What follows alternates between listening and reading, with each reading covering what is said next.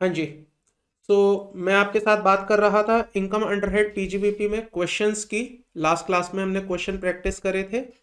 एक बार मुझे audio and video confirm कर दीजिएगा। तो मैं आपके साथ बात कर रहा था लास्ट क्लास में क्या बात कर रहे थे। हाँ, पीजीबीपी के क्वेश्चंस की। फिर मैंने कुछ आपको होमवर्क भी दिए थे क्वेश्चंस। आई होप आप लोगों ने वो क्वेश्चंस कर लिए होंगे, और आपको जहां जहां कोई डाउट रहा होगा वो आज आप मेरे से डिस्कस कर लेंगे। आज आपके लिए एक बोनस पॉइंट लेके आया हूं, और यकीन मानिए 5 मिनट पहले ही मुझे ये चीज मिली है मेरे हाथ में, जो मैं आज आपके साथ शेयर करूंगा। And you can not expect कि मैं क्या चीज आपके साथ शेयर करने वाला हूं। बताइए क्या हो सकती है जो आपके बहुत काम की चीज है, बहुत काम की चीज है। ऐसी क्या चीज हो सकती है, गेस करिए। Question bank? नहीं, नहीं। क्वेश्चन बैंक तो अभी अंडर प्रिपरेशन है। इसके अलावा कुछ और बड़ा सोचिए, कुछ बड़ा सोचिए। आई वॉज वेरी शॉक्ड जब वो इंफॉर्मेशन मेरे हाथ में आई। I was very shocked. मैंने कहा ये कैसे हो सकता है, ये तो पॉसिबल ही नहीं है। टेस्ट नहीं। चलिए मैं आपको बताता हूं। And please do not disclose the source of information. वैसे मैं आपको बताने भी नहीं वाला हूं कि सोर्स क्या है, बट आपके लिए ऐसी चीज जो ओपन मार्केट में अवेलेबल नहीं होती, which is not available in the open market, and that is the MCQ questions which was asked by the ICAI in the month of December 21 exam. आपको मालूम है इंस्टीट्यूट कभी भी MCQ क्वेश्चन पेपर बच्चों को घर नहीं ले जाने देता। वो सारे के सारे क्वेश्चंस पेपर अपने पास वापस सबमिट करवा लेता है। एंड मैं नहीं मानता कोई ऐसा स्टूडेंट होगा जो बाहर आने के बाद रटा रटाया पूरा question along with their options and answers लिख के दे दे किसी को कि ये सारे क्वेश्चंस आए थे। कोई स्टूडेंट होगा जो 2 क्वेश्चंस याद रख लेगा क्या पूछा गया था, कोई होगा 5 याद रख लेगा।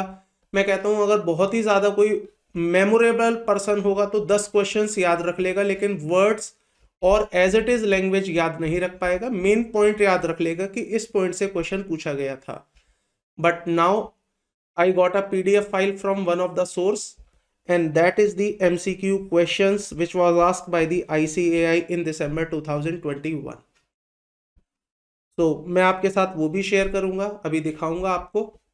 एंड उसके अलावा बाकी जो हमारे पीजीबीपी के क्वेश्चंस है वो भी देखेंगे। MCQ दिखाने का पर्पस केवल इतना रहेगा, आपको ये कॉन्फिडेंस दिला देना और दिखा देना विद प्रूफ कि जितनी हमने प्रिपरेशन करी है वो हमने बहुत ज्यादा करी है।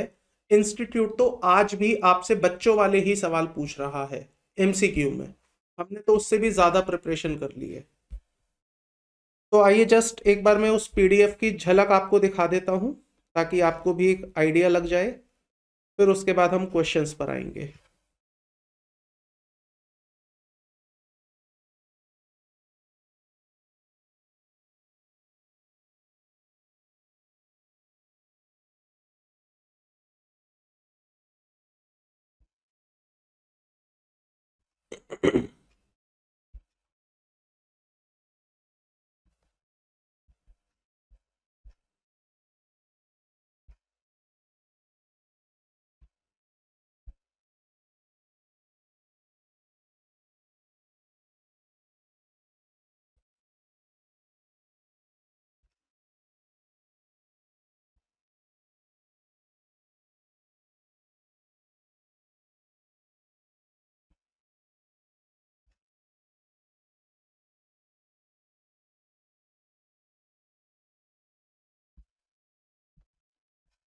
देखिएगा, this is the case study MCQs which was asked by the ICAI in December 21 examination.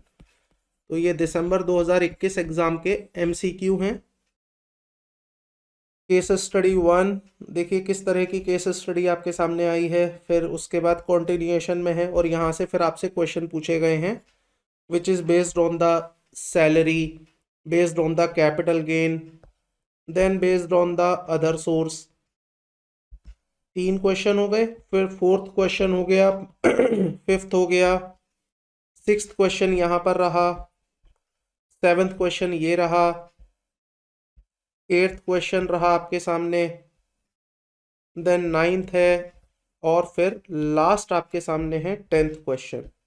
नहीं, इसके बाद भी हैं 11, 12, और फिर ये है integrated case study for the GST. तो एक केस स्टडी आपको दे दी है जिसमें 12 क्वेश्चंस आपसे इंस्टीट्यूट ने पूछे हैं। सर पीडीएफ शेयर कर देना, डेफिनेटली ये आप लोगों के लिए ही तो मंगाई गई है। बड़ी मेहनत से पहाड़ों पर, हिमालय के पहाड़ों पर जाके खोज के लाया हूं, तब जाके पीडीएफ मिला है। तो इसमें से एक क्वेश्चन मैं लेना चाहूंगा आप लोगों के साथ, उस चैप्टर का जो चैप्टर हम कंप्लीट कर चुके हैं अभी हाल ही में। तो आप देखिएगा मेरे साथ।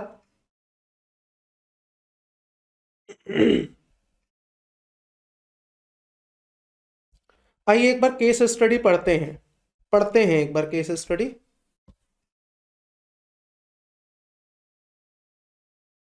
ध्यान से देखिएगा, केस स्टडी क्या कहती है। Mister Aarav employed with a private company for a monthly salary of 25,000 per month. The company provide him the following benefit during the previous year. Company ने आपको कुछ बेनिफिट्स दिए। Medical treatment expenses for the minor son of for rupees 1,95,000। ये आपके salary का part है, छोड़ दीजिएगा, सैलरी में अभी टेकअप नहीं कर रहा हूं। फिर इसके बाद लिखा है 40,000 in relation to foreign travelling for the medical treatment, salary का पार्ट है, छोड़ दीजिए।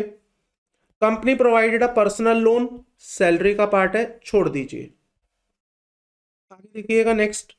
Mister Aarav receive a gift through will from Mrs Aarti for a friend of his from a friend of his mother and in the form of gold jewellery for the fair market value of 3 lakh during the previous year. Other sources का part है, छोड़ दीजिए। आगे देखिएगा। Mr. Arav is sleeping partner in one of the partnership firm. That is the important line for you. Mr. Arav जो है एक sleeping partner है एक पार्टनरशिप फर्म में, और उन्होंने अर्न किया है interest of ₹90,000 at the rate of 15% of the capital employed in the partnership firm. बताइए, इस पॉइंट को पढ़ के आपके दिमाग में एक बात आ जानी चाहिए, और डेफिनेटली इंस्टीट्यूट ने यहां पर क्वेश्चन आपसे पूछा हुआ होगा, तभी ये लाइन यहां पर दी हुई है। बताइए कौन सा वाला पॉइंट यहां पर इंस्टीट्यूट आपसे चेक करने की कोशिश कर सकता है। इतने वाले पैराग्राफ को पढ़ के देखिए और बताइए कौन सा पॉइंट आपसे पूछा जा सकता है इतने पैराग्राफ में।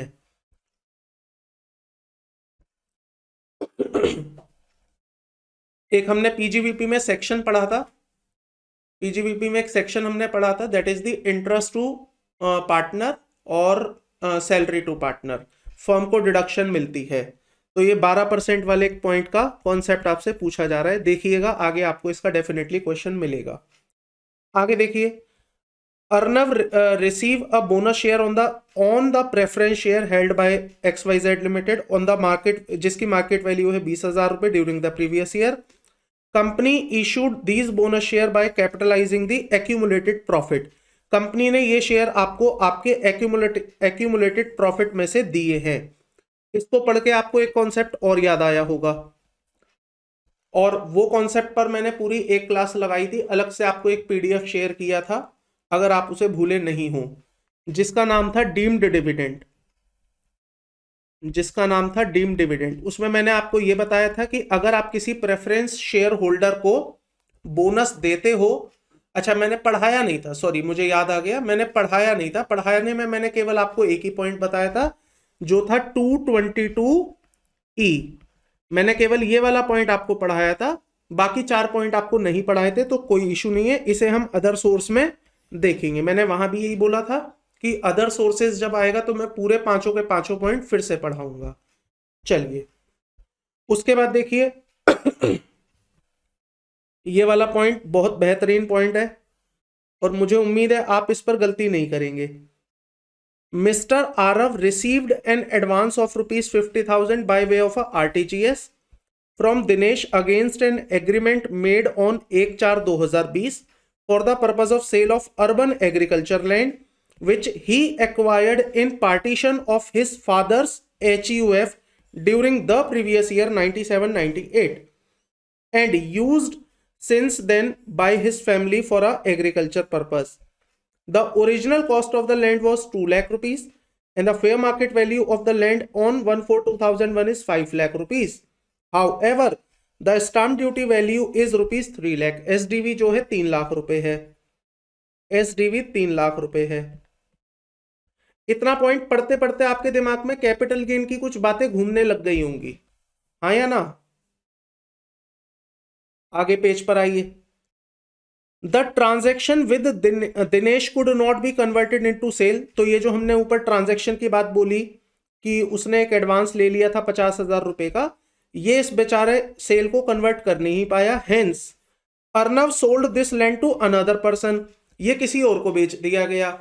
मजे की बात देखिए, केस स्टडी पढ़ते पढ़ते आपके दिमाग में सवाल आने शुरू हो गए होंगे कि इंस्टीट्यूट आपसे क्या पूछने जा रहा होगा. और अगर ये लेवल आपके माइंड में आ गया तो यकीन मानिए आपकी तैयारी बहुत अच्छी है. यकीन मानिए अगर इतना क्वेश्चन पढ़ते पढ़ते आपके दिमाग में ये क्वेश्चंस आने शुरू हो गए हैं कि आपसे इंस्टीट्यूट क्या पूछ सकता है, तो आप समझ लीजिए आपको बहुत अच्छी तैयारी से प्रिपरेशन हो चुकी है.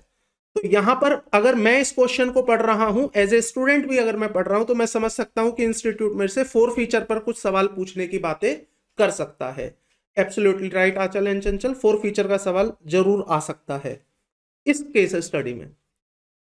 तो वो कहता है इसने फिर ये दूसरे पर्सन को बेचने की बात कर ली. वन टाइम पेमेंट उसने ले ली है 20 लाख रुपीस 1 मार्च 2021 को. Stamp duty on the date of sale is 22 lakh rupees. Mister Arnav acquire another agriculture land in the urban area of rupees 5 lakh on 30 March 2021. The value of the cost of inflation index is financial year 2021 की 301. ये ना भी देता तो हमें कोई परेशानी नहीं थी, हमें याद रहती, लेकिन आपके लिए 317 हो जाएगी. आपके लिए 317, ये पिछले साल का पेपर था इसलिए 301 है. From the fact of the case scenario, you are required to give the most appropriate answer out of the 4 options following question from question number 4, 1 से लेके 4 तक. Assuming Arnav does not opt section 115 BAC. तो देखिए पहला question छोड़ दीजिएगा, salary का है, मैंने आपको पढ़ाया भी नहीं है अभी, मतलब क्वेश्चन को डिस्कस नहीं किया इसलिए इसकी बात नहीं करेंगे. आइए जरा कैपिटल गेन की बातें करते हैं. कैपिटल गेन कितना होगा अर्नव के हाथ में? कैपिटल गेन कितना होगा अर्नव के हाथ में? तो बताइए अर्नव ने क्या किया था. अर्नव ने सबसे पहले क्या किया, अर्नव ने 50,000 रुपए किसी से एडवांस ले लिया. क्या ये कैपिटल गेन में टैक्सेबल है या ये अदर सोर्सेस में टैक्सेबल है? जल्दी से बताना है आपको. ये जो 50,000 रुपए लिया गया है, whether it is taxable in the capital gain और अदर सोर्सेस. सर ये कैपिटल गेन में टैक्सेबल नहीं होगा, ये अदर सोर्सेज में टैक्सेबल होगा because it is taken on और आफ्टर विच डेट? कौन सी डेट थी? 1/4/2014. ठीक है, तो इसलिए ये तो कहानी चली गई अदर सोर्सेज में, इसको तो छोड़ देते हैं. फिर इसने क्या किया, फिर इसने फाइनली इस प्रॉपर्टी को किसी को बेचने की बात करी और 20 लाख रुपए में बेचने की बात हो गई है. और स्टाम्प ड्यूटी वैल्यू है on the date of sale is 22 lakh. तो बताइए full value of the consideration आप क्या लेंगे, 20 लेंगे या 22 लेंगे? 20 लेंगे या 22 लेंगे?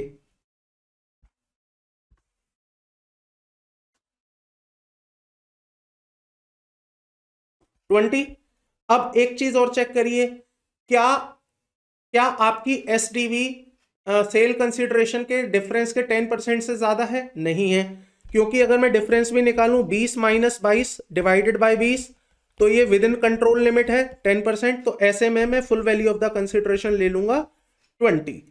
माइनस करेंगे हम कॉस्ट ऑफ एक्विजिशन. तो कॉस्ट ऑफ एक्विजिशन के लिए बताइए मैं क्या लूं.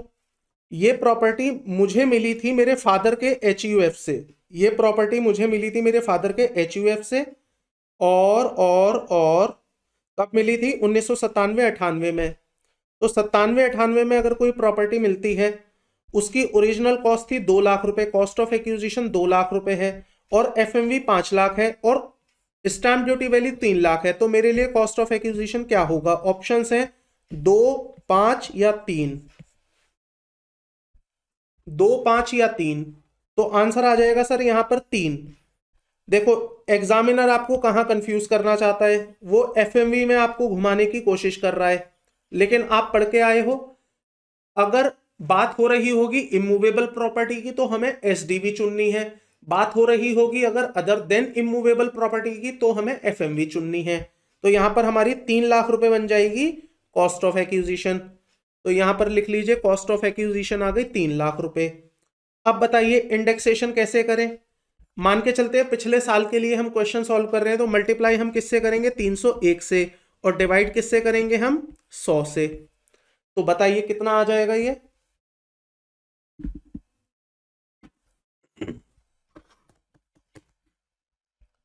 तीन लाख इंटू 301 डिवाइड 100, तो ये आ जाएगा 9,03,000।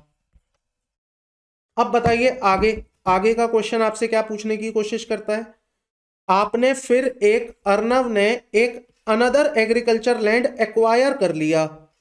एक्वायर कर लिया कितने का? 5 लाख रुपए का, 30/5/2021 को। बताइए आपको एग्जम्पशंस मिला करती है या नहीं? एग्जम्पशंस मिलती है या नहीं?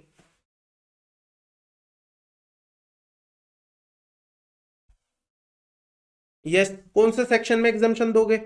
चलो सेक्शन रेलिवेंट नहीं है, पॉइंट ये है आपने 5 लाख रुपए की नई प्रॉपर्टी खरीद ली, तो क्या इस नई प्रॉपर्टी पर आपको 5 लाख की एग्जम्पशन दे दें? 5 लाख की एग्जम्पशन दे दें? यस। तो आपका कैपिटल गेन कितना बचा? आपका कैपिटल गेन कितना बचा? 4,03,000। आइए यहां पर ऑप्शन देखिए, 4,03,000 कहीं है? नहीं है। तो फिर बताइए हमने कहां गलती करी? क्यों 4,3 ही तो बचा? ओहो ओहो, ठीक है ठीक है, मैंने 9,3 में से 5 माइनस कर दिया क्या? 20 लाख माइनस 903 माइनस 5 लाख, 5,97,000। क्या ये ऑप्शन हमारे ऑप्शंस में दिया हुआ है कहीं? यस, ये रहा। ऑनेस्टली माइनस क्यों की नहीं किया? अच्छा अच्छा, ठीक है, समझ गया चंचल। मैंने क्या किया था, 9,03,000 में से 5 माइनस कर दिया था, जबकि वैल्यू तो 20 माइनस 9,3 माइनस 5 थी। मैं समझ गया मैंने क्या गलती करी थी, माइनस नहीं किया था। हाँ जी। अब ऑनेस्टली मैं आपसे पूछना चाहता हूं ईमानदारी से, क्या इस केस स्टडी को आप ये कहेंगे कि इंस्टीट्यूट मुश्किल सवाल पूछता है? ऑनेस्टली क्या आप इसे मुश्किल के कैटेगरी में डालेंगे?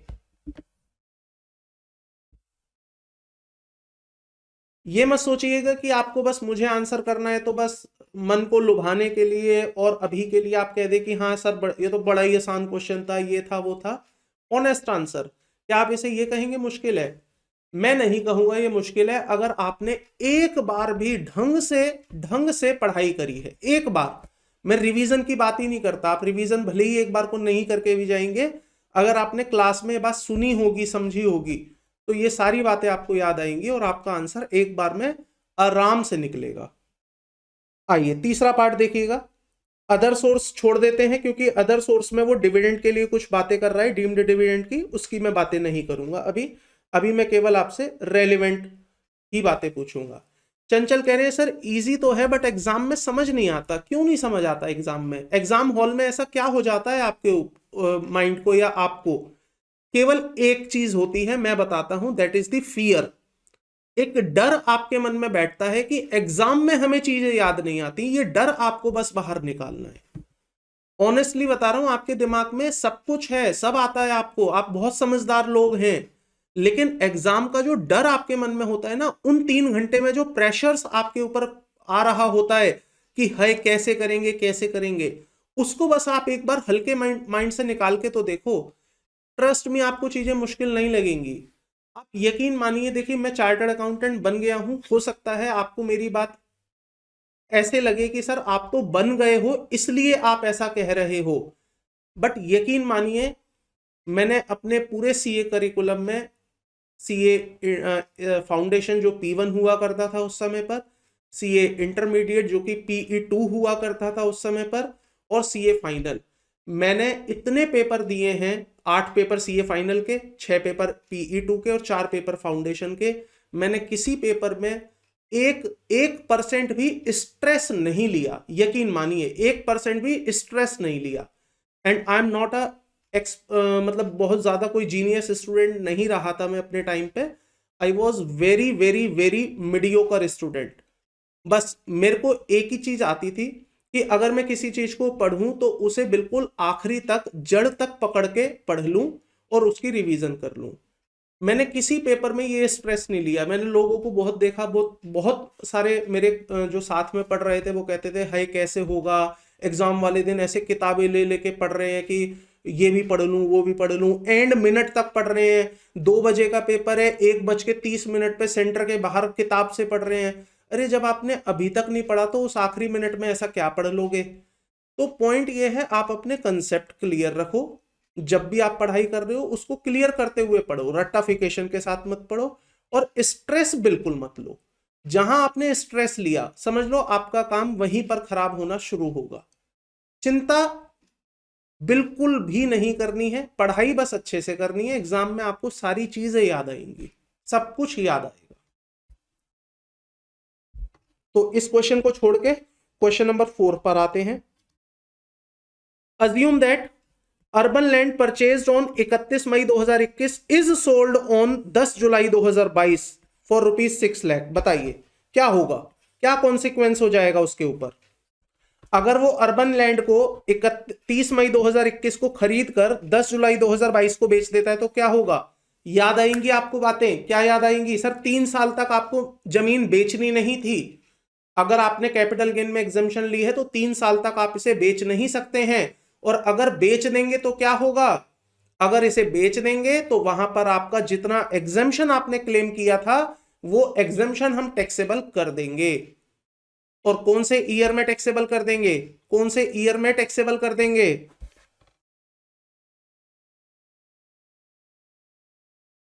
जिस ईयर में आप उसे बेचेंगे। तो अब देखिए आपकी कॉस्ट ऑफ एक्विजिशन कितनी थी? 5 लाख। आपने इसको बेच दिया फुल वैल्यू ऑफ कंसिडरेशन, तो आपने इसे कितने में बेच दिया? 6 लाख रुपए में। हमने क्या सीखा था? हम आपकी कॉस्ट ऑफ एक्विजिशन को कम कर देंगे 5 लाख से, तो आपकी कॉस्ट ऑफ एक्विजिशन कितनी हो जाएगी? 0।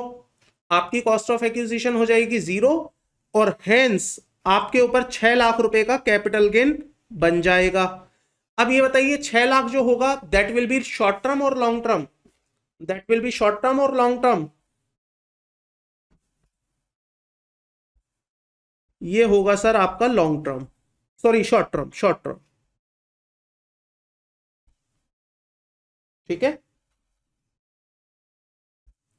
देखिए जो भी ये स्टूडेंट रहा होगा, आई डोंट नो किस स्टूडेंट ने ये हरकत करी है पेपर को बाहर लाने की, बट उसका भी, उस भाई या बहन का भी आंसर ठीक है। जो उसने टिक्का मार रखा है पेंसिल से सही है। अब बताइए 2 नंबर आपको ये मुफ्त के मिल रहे हैं नहीं मिल रहे हैं?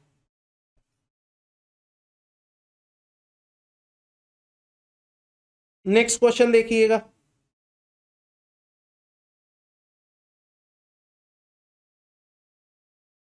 अब मजे की बात देखिए, इंस्टीट्यूट कितनी बेकार तरीके से आपसे सवाल पूछता है।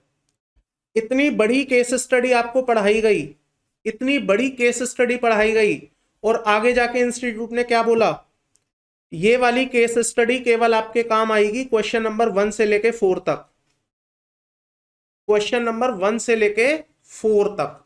इसका मतलब पहले 4 क्वेश्चन के लिए आपको इतनी मेहनत करनी है, उसके आगे के क्वेश्चन तो होंगे वो हम आपको बच्चों की तरह से दे देंगे। क्वेश्चन फिर उसका आंसर, क्वेश्चन फिर उसका आंसर। तो क्वेश्चन नंबर 5 से आपसे देखिए बच्चों वाले सवाल पूछने शुरू कर दिए इंस्टीट्यूट ने।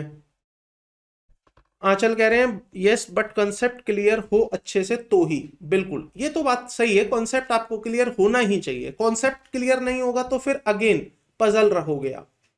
और कॉन्सेप्ट आपको केवल इसलिए क्लियर नहीं करना है स्टूडेंट्स कि आप एग्जाम क्वालिफाई कर जाएं, एग्जाम तो क्वालिफाई होता रहेगा, बट कंसेप्ट आपको इसलिए भी क्लियर करना है कि कल को जब आप प्रैक्टिस करने आए या जॉब में जाएं तो वहां पर आपको कोई इश्यूज ना आए।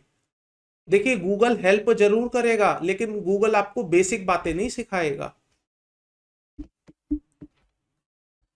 आइएगा, मिस्टर शेखर रेजिडेंट हैं, ऑर्डिनरी रेजिडेंट हैं, इंडिया में हैं, 35 साल के हैं, उन्होंने आपको ये जानकारी दी है। रेजिडेंट ऑर्डिनरली हैं, ठीक है। सैलरी इनकम दे दी है computed. What is the mean of computed कि 50,000 रुपए की डिडक्शन माइनस हो चुकी है या नहीं हो चुकी है? हो चुकी है, तो हम ये कंसिडर नहीं करेंगे। Income from the house property computed 2,50,000, इसका मतलब यहां पर हम स्टैंडर्ड डिडक्शन दे चुके हैं या नहीं दे चुके हैं? दे चुके हैं। एग्रीकल्चर इनकम 480, ओके रुक जाइएगा, इस क्वेश्चन को छोड़ देते हैं क्योंकि यहां पर इंस्टीट्यूट आपसे एग्रीकल्चर इनकम के बारे में कुछ बातें पूछेगा, ये मैंने अभी आपको पढ़ाया नहीं है। तो जो हमारा अगला चैप्टर आएगा अदर सोर्सेज, उसके बाद फिर एक चैप्टर आएगा, फिर तीसरे नंबर पर जो मैं चैप्टर कराऊंगा that is the agriculture income. उसके बाद इस क्वेश्चन को दोबारा उठा लेंगे। आइए नेक्स्ट क्वेश्चन देखते हैं किससे पूछा गया है। लीजिए आपका पीजीवीपी का क्वेश्चन आ गया और आपका सेट ऑफ का भी क्वेश्चन है। सेट ऑफ मतलब एडजस्टमेंट। पढ़िए एक बार क्वेश्चन नंबर 6।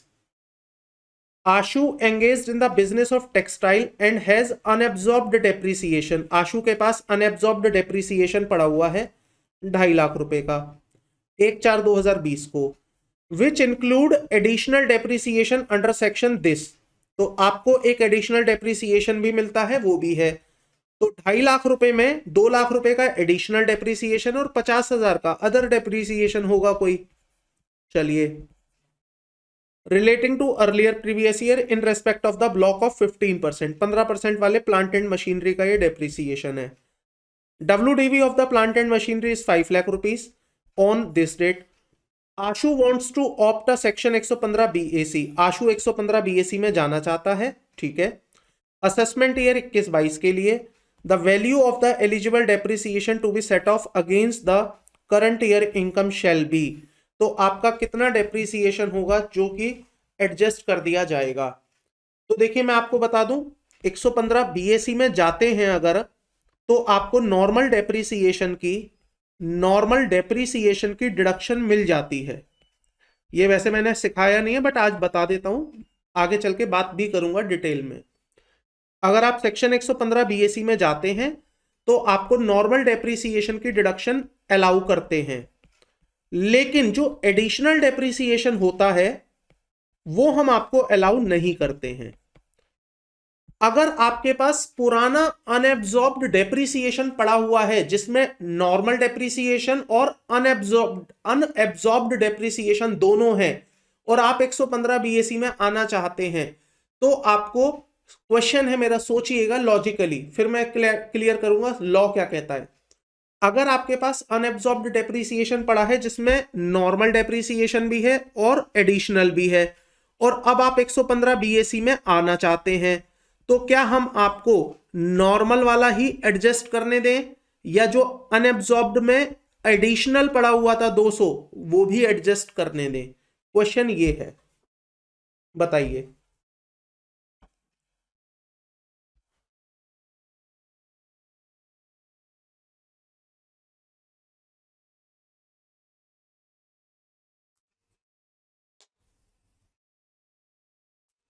निकालो फिर करंट ईयर का डेप्रिसिएशन।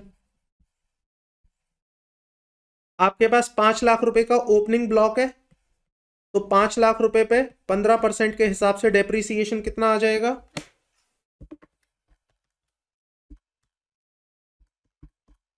75,000 रुपए। अब क्वेश्चन पढ़ो क्या कहता है। द वैल्यू, क्वेश्चन कहता है the value of eligible depreciation to be set off against the current year income, ये मानते हुए कि आपके पास अच्छी खासी इनकम पड़ी है, अच्छी खासी इनकम पड़ी है। तो जब आपके पास अच्छे खासे प्रॉफिट्स हैं तो सबसे पहले आप क्या एडजस्ट करेंगे? मैंने प्रेफरेंस आपको बताई थी एक जगह पर, सबसे पहले क्या एडजस्ट करेंगे आप? सर सबसे पहले हम निकालेंगे करंट ईयर का डेप्रीसिएशन। चलिए मैंने 75,000 करंट ईयर का ले लिया। फिर बताइए दूसरे नंबर पर मैं क्या निकालूं? दूसरे नंबर पर मैं क्या निकालूं? पिछले साल का डेप्रीसिएशन या पिछले साल का अनएब्जॉर्ब्ड डेप्रीसिएशन? बिजनेस लॉस निकालूंगा, तो बिजनेस लॉस क्वेश्चन में है नहीं, इग्नोर कर दीजिए। अब तीसरे नंबर पर आइए अनएब्जॉर्ब्ड डेप्रीसिएशन।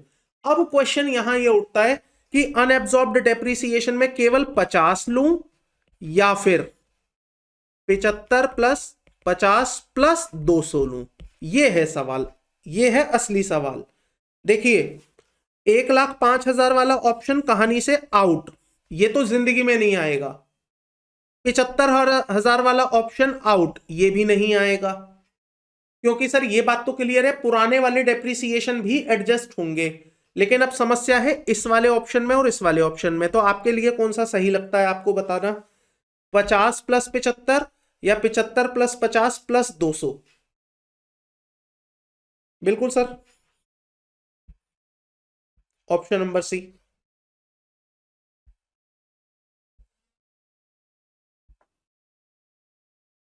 आई होप क्लियर होगा आपको।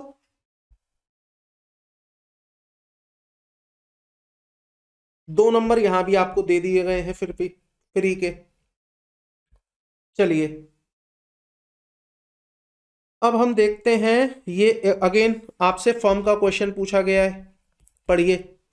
Mister Ankit and miss Ankita doing a business in the partnership firm since 1 April 2019 they amend the partnership deed on 1/10/2020 by incorporating the clause for the payment of interest on original capital employed from the 1/4/2015 at 15% per annum. दोनों business कर रहे थे अच्छे तरीके से। एक दिन उनके मन में आया कि 1/10/2020 को अपनी डीड अमेंड कर देते हैं और उसमें क्लॉज डाल देते हैं कि हम अपने आप को 15% का इंटरेस्ट पे करेंगे। बोलिए अगर डीड 15% कहती होगी तो क्या लॉ भी 15% मान लेगा या लॉ अपना ही अमाउंट बताएगा? लॉ अपना अमाउंट बताएगा 12% का। The original capital employed in the firm of both the partner is rupees 5 lakh. The allowable interest as per section 40B4 for the assessment year shall be, बताइए कितना interest allow होगा? 5 लाख का 12%।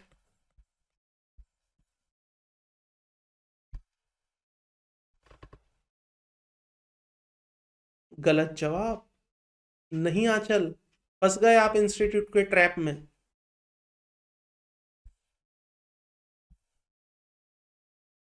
इस date को कहां भूल भूल गए? ये डेट क्यों छोड़ दी आपने? डिवाइड 2 30,000।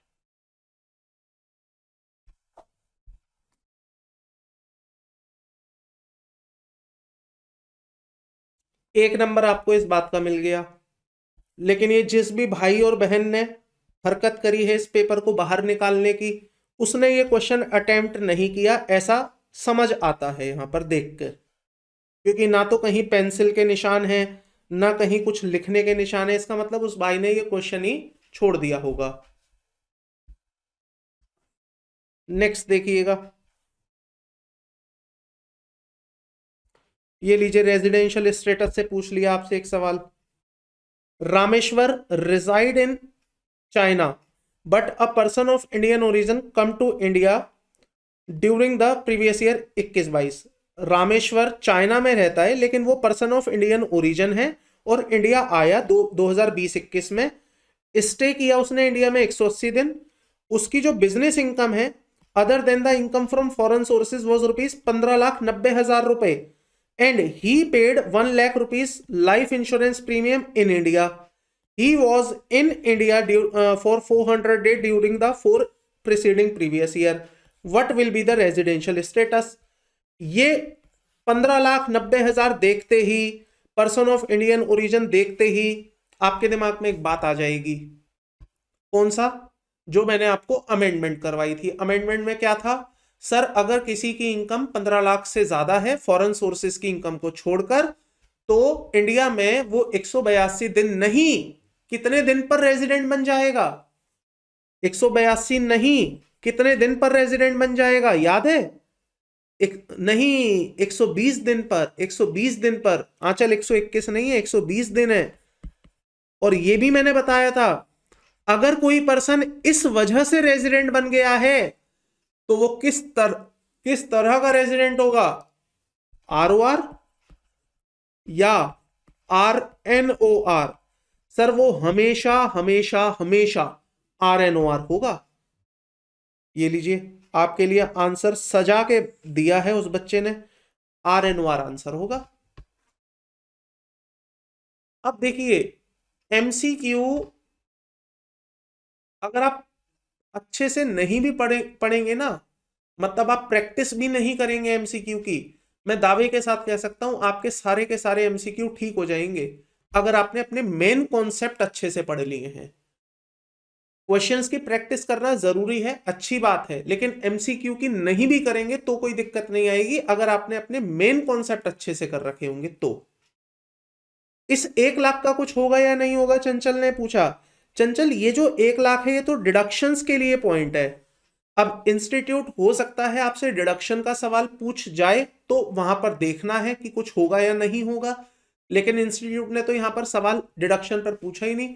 ये पॉइंट तो केवल आपको आपका टाइम खराब करने के लिए इंस्टीट्यूट ने यहां पर डाल दिया कि आप इसे पढ़ने में अपना कम से कम 1 या 2 मिनट वेस्ट करें, लेकिन पढ़ना फिर भी जरूर। हो सकता है अगली बार ऐसा ही क्वेश्चन छप के आ जाए और वहां पर फिर ये वाली बातें ना पूछ के वो ये पूछे बताइए डिडक्शन मिलेगी या नहीं मिलेगी। तो अब समझना ये है कि ROR को मिलती है या RNOR को भी मिलती है। तो इस बात का आंसर वैसे मैं आपको डिडक्शन चैप्टर में दूंगा कि क्या RNOR को डिडक्शंस मिलती हैं या नहीं मिलती हैं, ये वहां समझेंगे। आइएगा क्वेश्चन नंबर 9 पढ़िए। क्या कहता है क्वेश्चन 9? रघु जो कि बिजनेस करता है 2 व्हीलर का, उसकी टर्नओवर है 98 लाख रुपीस।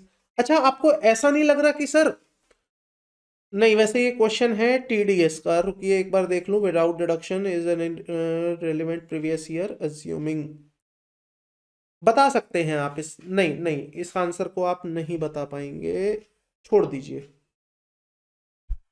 1 मिनट रुकिए मैं देख लूं।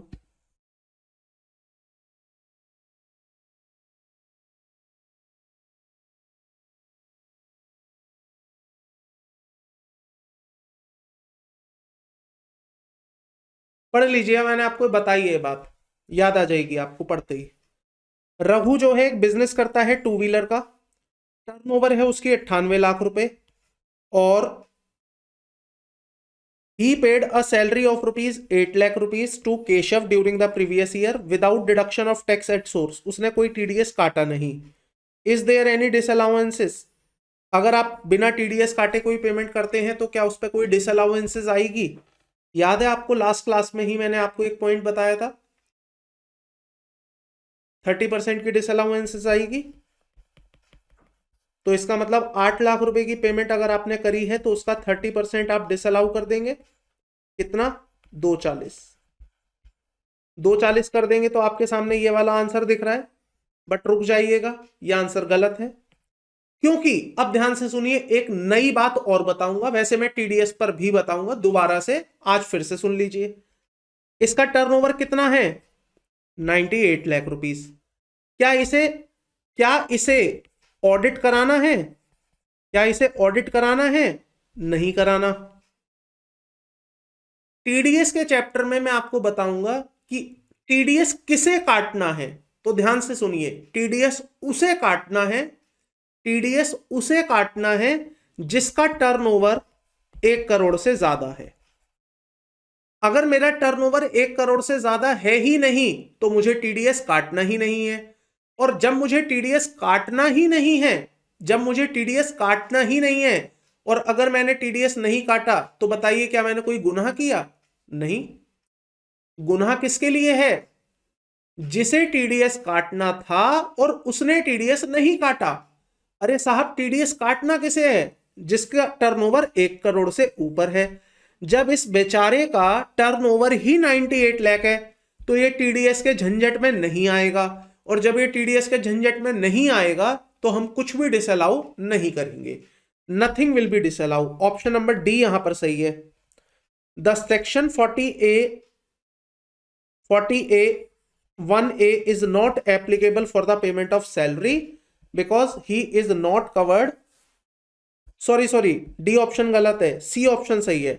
No any disallowances as the turnover of the preceding previous year is below 1 crore.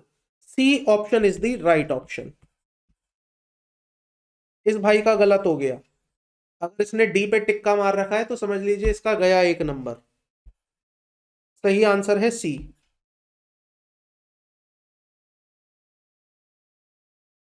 Question number 10 छोड़ दीजिएगा, ये सेट ऑफ का क्वेश्चन है, चैप्टर हमने अभी पढ़ा नहीं है। Set of carry forward.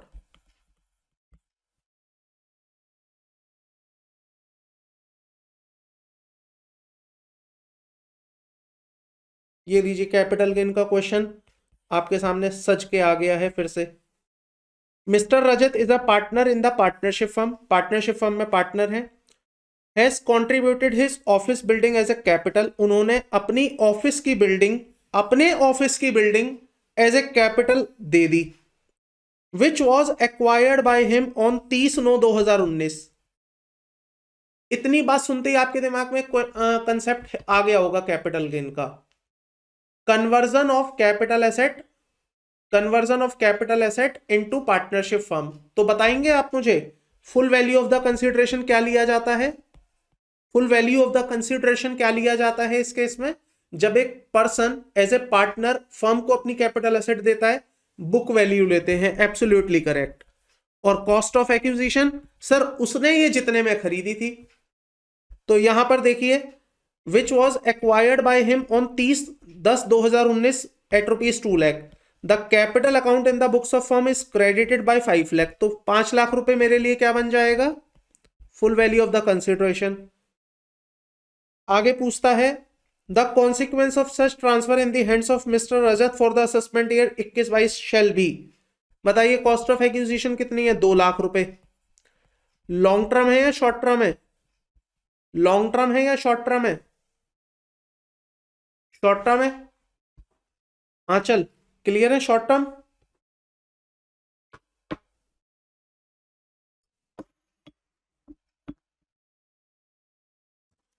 अगर ये शॉर्ट टर्म है तो इंडेक्सेशन होगा नहीं होगा?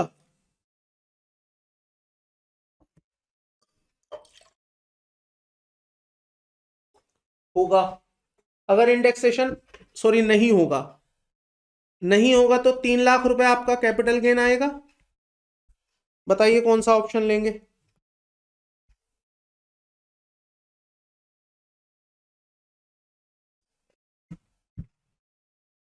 Short term capital gain of ₹3 lakh.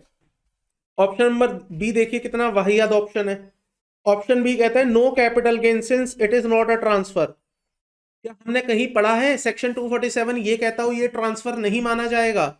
नहीं सर, इस पर तो क्लियरली एक सेक्शन बनाया गया था। सेक्शन में लिखा गया था it will be treated as transfer and capital gain will be computed. Section 247 तो हमें कहीं मना ही नहीं करता। ऑप्शन नंबर सी देखिए कितना वाहियात है। Capital gain shall arise as and when the Rajat retire from the partnership. अरे भाई कौन सी कहानी है ये? आपने कैपिटल आज दी है, आपने कैपिटल एसेट आज दी है, लेकिन कैपिटल गेन तब लगाएंगे जब आप रिटायर हो जाओगे। ऐसा तो हमने कहीं पढ़ा ही नहीं है। फोर्थ ऑप्शन तो और भी बेकार है। कैपिटल गेन तब आएगा जब फर्म का डिसोल्यूशन हो जाएगा। फर्म के डिसोल्यूशन पर तो अलग कैपिटल गेन आता है जब फर्म अपने पार्टनर को एसेट देती है। तो यहां पर ये तीनों ऑप्शन ही अजीबोगरीब हैं, यही ऑप्शन हमारा सही है। लास्ट क्वेश्चन और पढ़ लीजिए। नहीं, ये आपके अदर सोर्सेस का क्वेश्चन है। तो मोटा मोटा देखिए 12 क्वेश्चंस थे आपके सामने।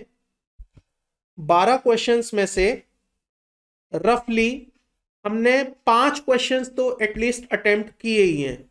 और 5 क्वेश्चंस में आपको कहीं पर भी ये नहीं लगना चाहिए कि ये क्वेश्चन मुश्किल थे, बट आपको कंसेप्ट अगर अच्छे से आते होंगे तो।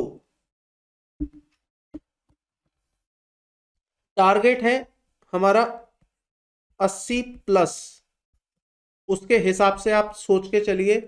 एमसीक्यू में आपको बिल्कुल भी नंबर गंवाने नहीं हैं। एमसीक्यू में जीएसटी में आपको पूरे नंबर लाने हैं। अगर कहीं फिर भी आप एग्जामिनर को मौका देना चाहते हैं कि भैया तू काट ले नंबर, तो एक बार को कहीं छोटे मोटे स्टेप में गलतियां कर सकते हो, बट जीएसटी और एमसीक्यू ये आपके स्कोरिंग हैं, यहां से सबसे ज्यादा नंबर आपको खींचने हैं। लोग कहते हैं 60 आ जाएं बहुत हैं, मैं कहता हूं 60 से काम नहीं चलेगा। टेक्स्ट का पेपर ऐसा है जहां पर 80 कम से कम आने चाहिए, और यकीन मानिए स्कोरिंग पेपर है, थ्योरी नहीं लिखनी है यहाँ पर आपको। सीधा आंसर निकालो, नंबर ले जाओ, स्टेप्स लिखो, नंबर ले जाओ। तो यहाँ पर 80 नंबर कोई बड़ा काम नहीं है, बशर्ते आपने कंसेप्ट अपने क्लियर कर रखे हो। तो ये वाला पीडीएफ मैं राहुल सर को भी दे दूंगा, आप उनको और उनको बोल भी दूंगा, वो आपको ये वाले एमसीक्यू डिस्कस करवा देंगे जैसे जैसे उनका सिलेबस कंप्लीट होता रहेगा। ठीक है।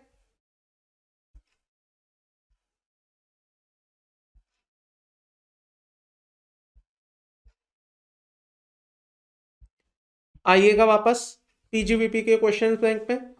सबसे पहले आपके डाउट एंड क्वेरी जो आप पूछना चाहते हैं, if you have any doubt and query you can ask, या अगर स्पेसिफिक किसी क्वेश्चन में आपको लगता है कि क्वेश्चन करवाना है तो वो मुझे बता दीजिए, फिर मैं उसी क्वेश्चन को टेकअप करूंगा इंस्टेड कि मैं 1 बाय 1 सारे क्वेश्चंस लूं।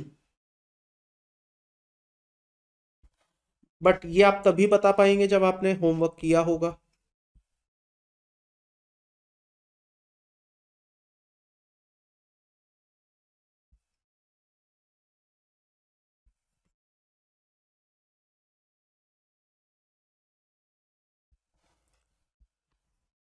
चंचल का पॉइंट है एक नियोन लाइट वाला पॉइंट। हाँ, मैं बताता हूं नियोन लाइट क्या होती हैं। साइन बोर्ड आपने देखे हैं? Sign board, sign board basically वो बोर्ड्स होते हैं जो दुकान के बाहर लगा दिए जाते हैं। कभी आप मार्केट जाते हैं तो किसी दुकान के बाहर देखा है ना, चमकती हुई लाइटों में उसके दुकान का नाम जल रहा होता है, महालक्ष्मी ज्वेलर्स। कभी कभी दुकान के साइड में बोर्ड्स लगे होते हैं, वहां पर दुकान का नाम, मैं फलाना दुकान, मेरे यहाँ ये सब मिलता है, यहाँ पर केक पेस्ट्री के ऑर्डर बुक किए जाते हैं, शादी पार्टी के ऑर्डर लिए जाते हैं।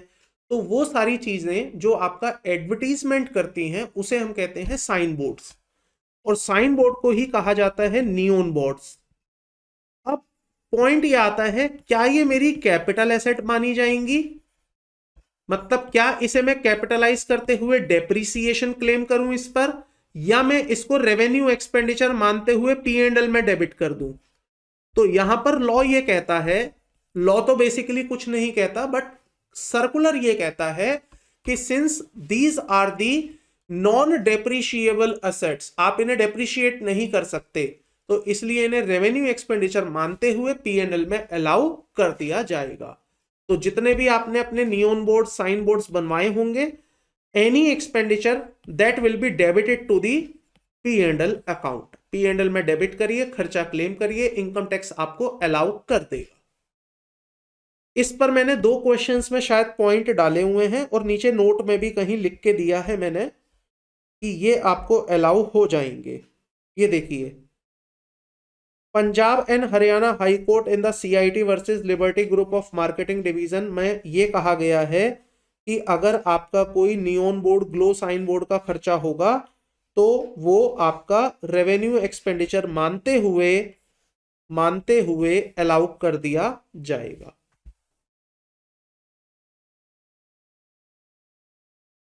क्लियर है?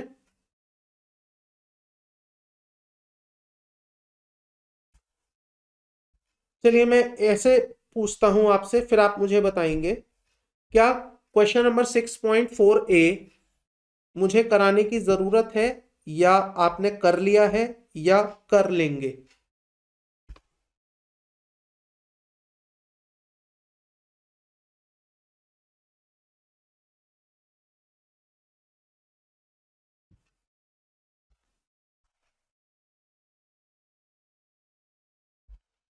चलिए नेक्स्ट क्वेश्चन पे आइए। 6.5,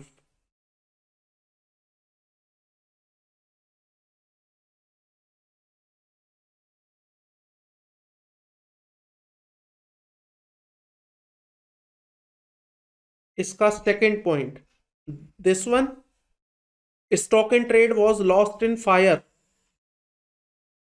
amounts to 12,000 rupees and was debited to P and L account. Allow हो जाएगा, कोई दिक्कत नहीं है। क्यों आंचल डिसअलाउ क्यों करेंगे? Why you disallow it? Loss by fire है, एम्प्लॉय ने थोड़ी चुराया है कोई। फायर की वजह से अगर लॉस होगा then it will be allowed.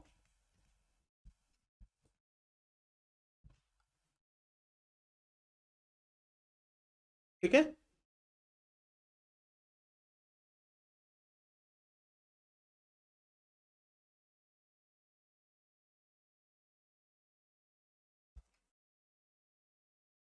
देखिए लॉस कौन सा अलाउ नहीं है, लॉस बाय थेफ्ट, चोरी कर ली है एम्प्लॉइज ने, वो अलाउ नहीं है। अब आग लगना कोई जान के थोड़ी लगाएगा, आग लग गई भाई, क्या कर सकते हैं।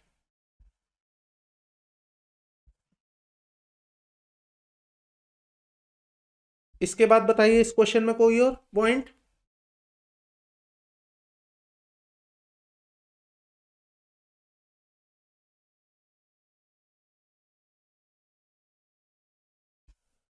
चलिए नेक्स्ट क्वेश्चन देखिए 6.6।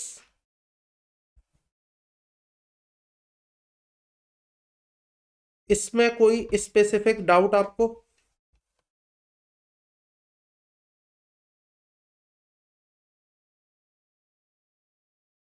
ये 6.6 तो मुझे किया हुआ सा दिख रहा है, ऐसा लग रहा है हमने किया हुआ है ये क्वेश्चन।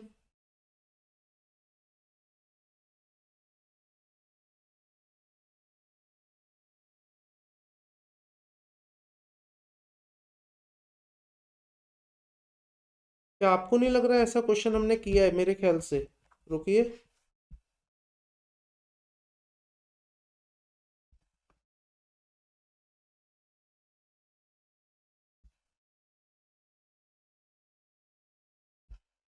हाँ किया है, ये रहा।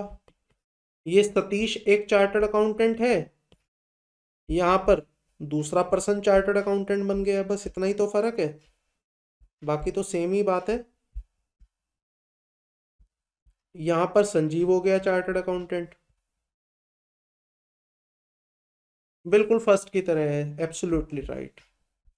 तो ये तो आपका 100% होमवर्क में ही जाना चाहिए, इसे तो कराने का कोई मतलब ही नहीं बनता। 6.7 पे आइए। Any doubt in this question? या मैं करा दूं या आप करेंगे?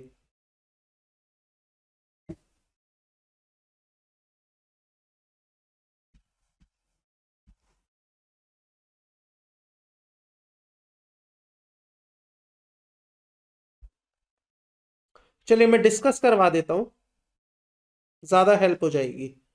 ये ग्रॉस प्रॉफिट है, कुछ नहीं करना है। आंचल कह रहे हैं करेंगे, देन डाउट आएगा तो पूछेंगे, तो फिर इसका मतलब आंचल अभी आपने होमवर्क किया ही नहीं है, क्योंकि आप ये कह रहे हैं करेंगे, इसका मतलब अभी आपने किया ही नहीं है।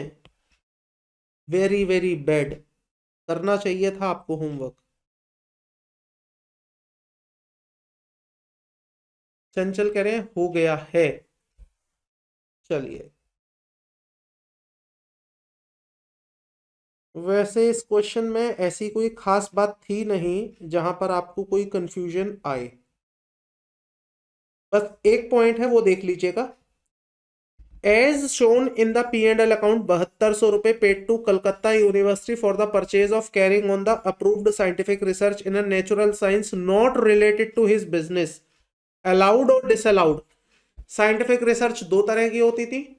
साइंटिफिक रिसर्च या तो आप खुद कर लो या आप किसी से करवा लो, चाहे वो आपके बिजनेस से रिलेटेड है या नहीं है। अगर वो कौन सी रिसर्च है, approved scientific research in natural science है, तो वहां पर ये खर्चा हम आपको अलाउ कर देते हैं।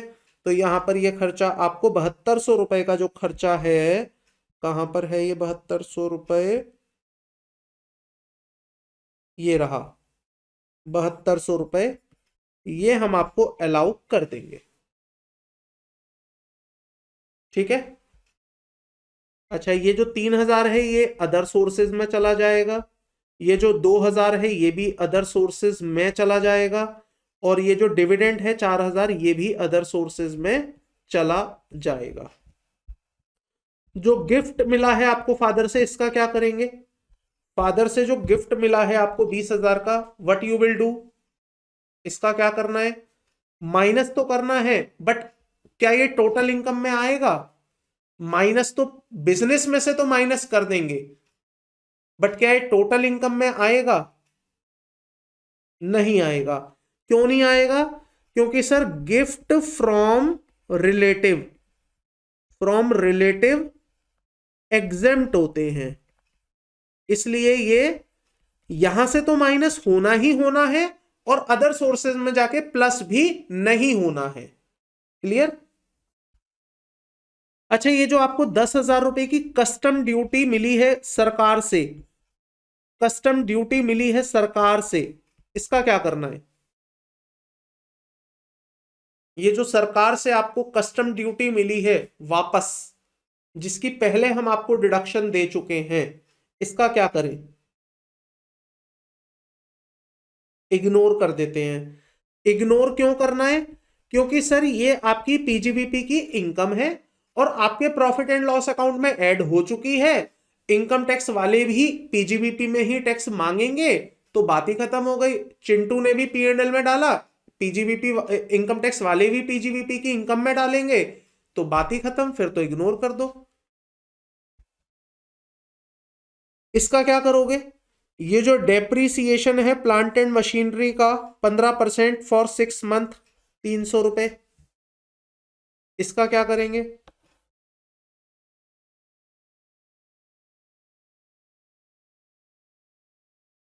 डिसअलाउ। और हम अपने हिसाब से नया डेप्रीसिएशन निकालेंगे as per income tax act. अच्छा, इसका क्या किया आपने? ये जो बेड डेट है, bad debt recovered not allowed as deduction earlier, इसका अमाउंट कितना है? अमाउंट इसका आंसर से देखना पड़ेगा, यहां छपा नहीं है amount. Bed date bed date bed date bed date bed date कहाँ गया? 5,000। तो इस 5,000 का क्या करना था? आंचल बताइए, 5,000 का क्या करेंगे?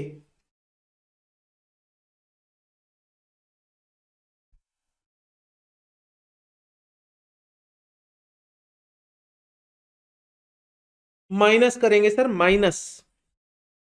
क्यों माइनस करेंगे? क्योंकि इनकम टैक्स वालों ने पहले मुझे इसकी डिडक्शन दी नहीं। जब उन्होंने पहले मुझे फायदा नहीं दिया, तो आज मैं उन्हें टैक्स क्यों दूं? तो इसलिए मैं इस 5,000 को माइनस करूंगा, बस। बाकी इसमें सच कुछ था नहीं। कहीं पर कॉपीराइट वाला एक पॉइंट आ रहा है क्या? कॉपीराइट कॉपीराइट कॉपीराइट, यहां इसका क्या करोगे? कॉपीराइट का 35,000 रुपए के आपने कॉपीराइट खरीदे, इसका क्या करेंगे?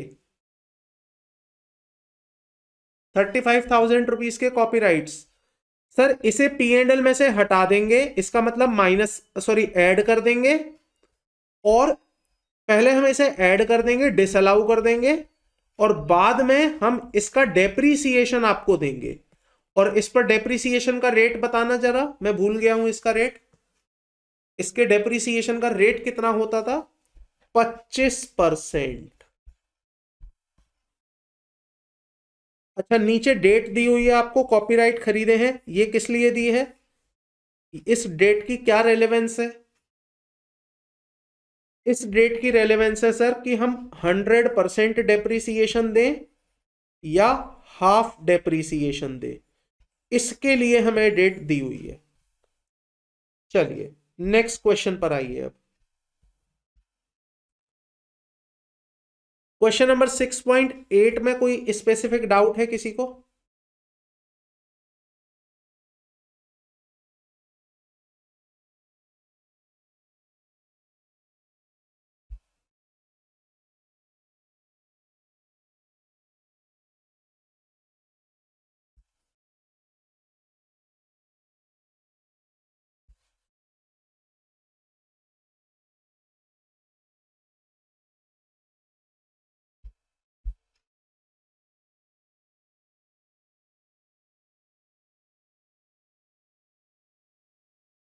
इसका क्या किया आपने?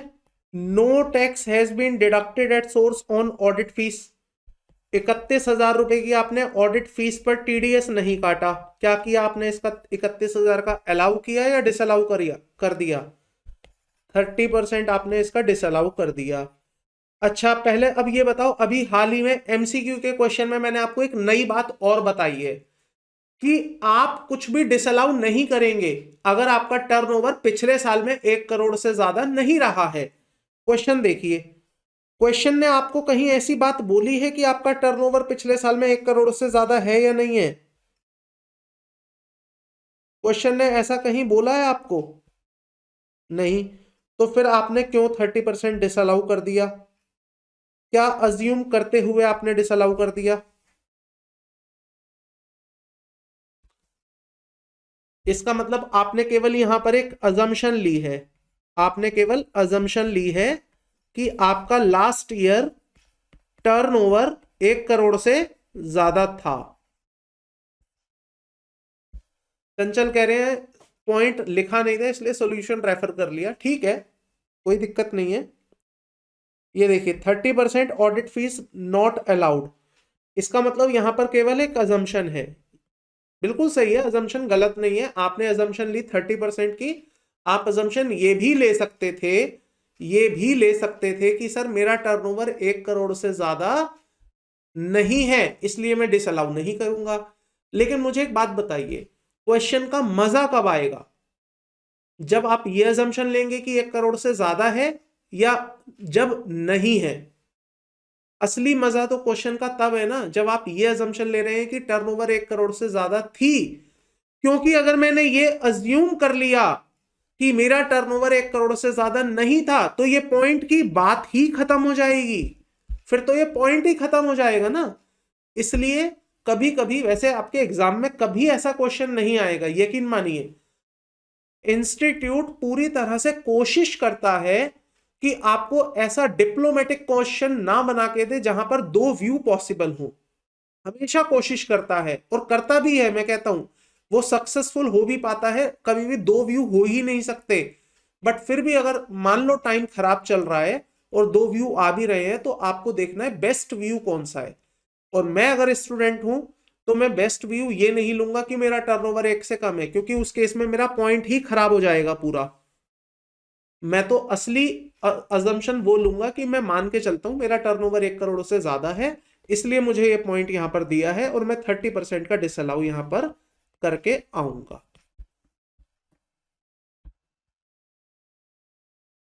एक 101% आंचल, जो क्वेश्चंस आपको मेरे पास से मिलेंगे उन क्वेश्चंस के अलावा आपको बाहर झांकना तक नहीं है किसी भी क्वेश्चन पर।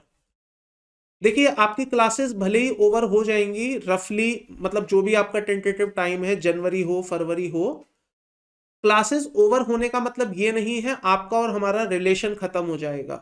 क्लासेस ओवर होने के बाद विल डू रेगुलर बेसिस पर लाइव सेशंस होंगे, ऐसे ही जैसे लाइव हमारी क्लासेस हो रही हैं ऐसे, जिसमें हम क्वेश्चंस ही करेंगे। मैं इतने क्वेश्चंस आपके लिए लेके आऊंगा, इतने सारे क्वेश्चंस लेके आऊंगा कि आप कहेंगे सर अब बस बंद कर दो, इससे ज्यादा क्वेश्चंस प्रैक्टिस करने ही नहीं है हमें। मेरे पास क्वेश्चन की भरमार है, लेकिन पहले मेरा मेरा अप्रोच ये कहता है कि पहले थ्योरी, मतलब पहले कॉन्सेप्ट, फिर उसकी एप्लीकेशन। ऐसे नहीं कि हम क्वेश्चन की इतनी मोटी बुक रख दें और डरते रहे हाय इतनी मोटी बुक कौन करेगा। तो पहले समझो फिर क्वेश्चंस की प्रैक्टिस करेंगे। देखिए मैं आपको फिर बता देता हूं क्या क्या चीजें हैं मेरे पास। RTP, MTP, question bank, MCQ, past exam, ये सारा मटेरियल मैं आपको करवाऊंगा। अब बताओ इसके अलावा क्या बचा? कुछ नहीं। अब आप कहें सर बीकॉम के क्वेश्चंस उठा लेंगे, सीएफए के क्वेश्चन उठा लेंगे, यूएस गैप के क्वेश्चन उठा लेंगे, यूके आईएफआरएस के क्वेश्चन उठा लेंगे, नहीं वो सब नहीं करेंगे। RTP, MTP, question bank, past exam और इंस्टीट्यूट का स्टडी मटेरियल वो ऑलरेडी मेरा कवर्ड है, एसएम। बस इतने में हमारा सब कुछ हो जाना है। मैं करवाऊंगा रेगुलर बेसिस पे, मैं करवाऊंगा, ये गारंटी है। बशर्ते आपको भी प्रेजेंस रहनी पड़ेगी। कहीं ऐसा पता चल रहा है मैं कैमरे से ही बातें करने आ गया, बस कैमरे के सामने नहीं करवाऊंगा, आप रहोगे तो होंगी ये बातें।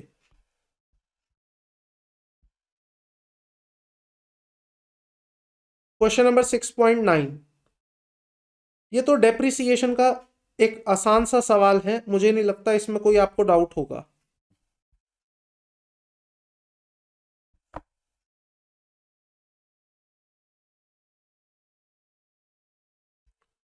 बताइए इसमें कोई डाउट है? चंचल आपने किया होगा तो कोई डाउट है इसमें सच जो डिस्कस करने वाला हो? नहीं। देखिए यहां पर लिखा हुआ है, अगर आप सेक्शन 115 बीएसी में जाते हैं तो आपको एडिशनल डेप्रिसिएशन की डिडक्शन नहीं मिलेगी, लेकिन नॉर्मल डेप्रिसिएशन की हम आपको डिडक्शन दे देंगे, नॉर्मल डेप्रिसिएशन अलाउड। और हां, जो पास्ट ईयर का एडिशनल डेप्रिसिएशन है, पास्ट ईयर का, वो हम आपको अलाउ कर देंगे, मतलब जो अनएब्जॉर्ब्ड होगा वो हम अलाउ कर देंगे।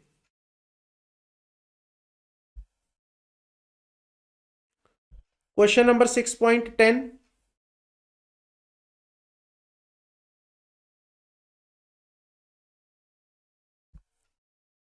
ओपनिंग स्टॉक है, परचेजेस है, सैलरी है, रेंट है, ऑडिट फीस है, बोनस, एडवर्टीजमेंट, ड्राइंग, एलआईसी। इसका क्या किया आपने? LIC premium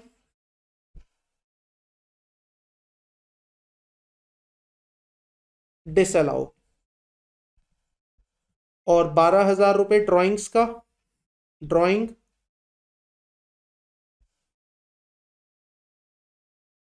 disallow. ये 12,000 रुपए winning race horse winning from race winning gross 12,000 का क्या किया,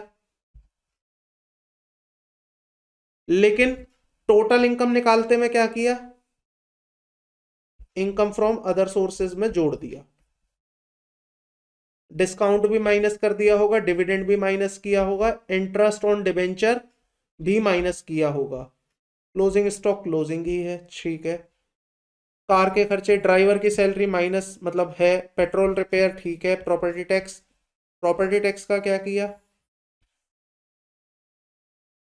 डिस्काउंट नहीं किया था, क्यों?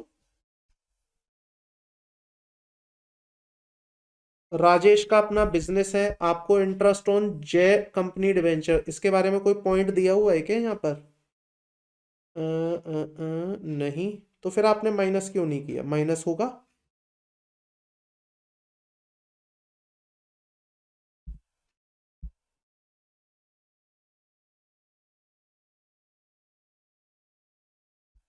माइनस होगा फिर तो। 2,000 रुपए इनकम फ्रॉम अदर सोर्सेस का पॉइंट है ये तो, देखो मैंने किया है क्या माइनस, ये रहा 2,000 रुपए माइनस है।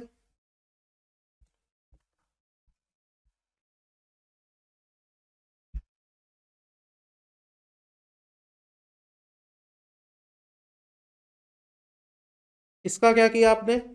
कार जो है घर और पर्सनल बिजनेस दोनों के लिए चलती है, 2/3 इज फॉर बिजनेस पर्पस, तो आपने क्या किया होगा, 1/3 को डिस अलाउ कर दिया होगा,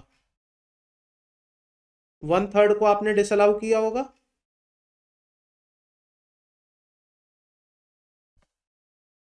आप किसकी कह रहे हो फिर? अच्छा, discount received, okay okay okay, हाँ इसको माइनस नहीं करना है, इसको माइनस नहीं करना है, ये तो ठीक है, इग्नोर, ये ठीक है। मैं इसकी बात कर रहा था,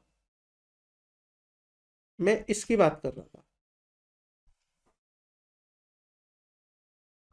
हाँ जी, इसका क्या किया आपने? 1/3 of the business purpose, 2/3 is for the business purpose, तो 1/3 का क्या किया आपने? डिसअलाउ कर दिया। अच्छा 1/3 किसका, किसका 1/3? ड्राइवर की सैलरी का या पेट्रोल का या दोनों का?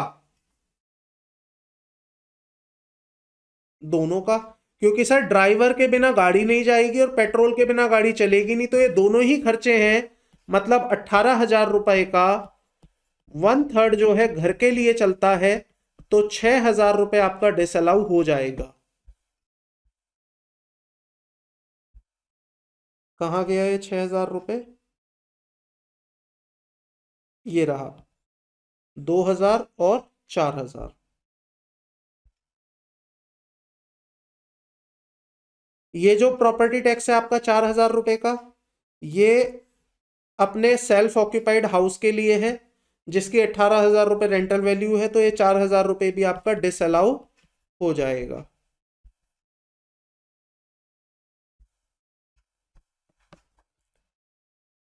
नेक्स्ट क्वेश्चन पर आइएगा, क्वेश्चन नंबर 6.11। एज सच इस क्वेश्चन में मुझे तो कुछ भी दिखता है क्या? नहीं।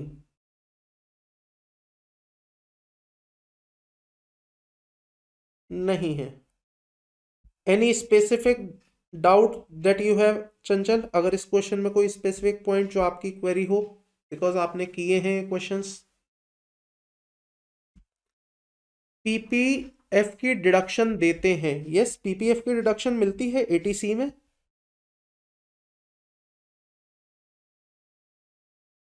ग्रॉस टोटल में से मिलती है, यस। जब आपकी ग्रॉस टोटल इनकम आएगी वहां से एटीसी माइनस होगा। ये हम डिडक्शंस के चैप्टर में अच्छे से समझेंगे।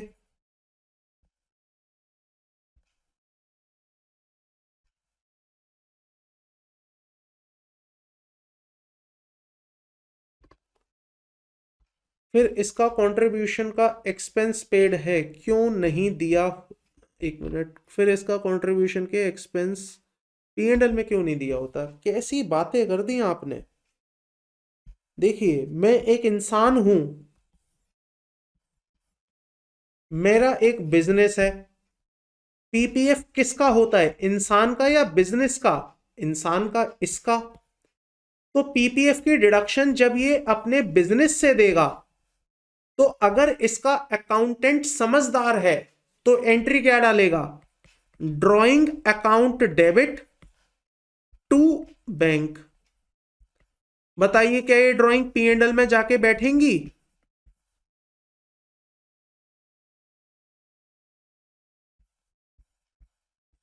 लेकिन अगर इसका अकाउंटेंट बेवकूफ है, वो चिंटू की तरह से अगर काम करेगा, तो एंट्री क्या डालेगा?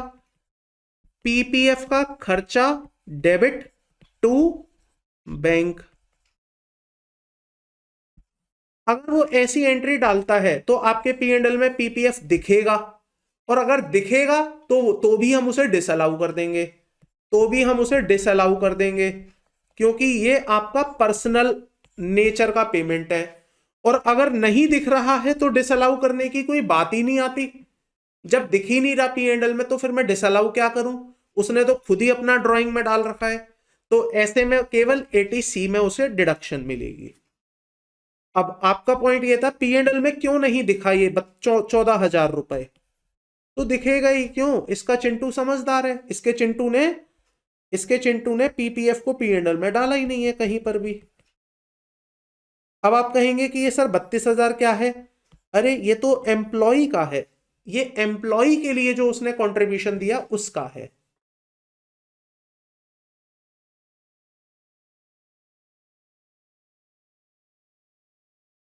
बट सर एम्प्लॉयर ही तो ये कंट्रीब्यूशन देता है। डिपेंड करता है किसके लिए देता है, अपने लिए देता है या एम्प्लॉइज के लिए देता है। एम्प्लॉयर तो कंट्रीब्यूशन देता है, आई एग्री, बट किसके लिए है ये कंट्रीब्यूशन? आपके खुद के लिए है या आपके एम्प्लॉइज के लिए है? बताइए, आप खर्चा किसे मानेंगे? आपने कंट्रीब्यूशन दिया एक अपने एम्प्लॉइज के लिए और एक अपने लिए, ओन। तो आप इसे खर्चा मानते हैं या ये भी आपका खर्चा है, केवल एम्प्लॉय वाला? अच्छा, मैं आपका पॉइंट समझ गया। आप सुनिए, कंफ्यूजन कहां है आपको। एक वर्ड बताऊंगा, सारी क्वेरीज खत्म।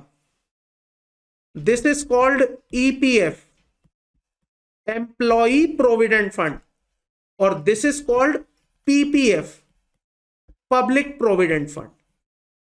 ईपीएफ इज अ खर्चा, पीपीएफ इज नॉट अ खर्चा। ठीक है?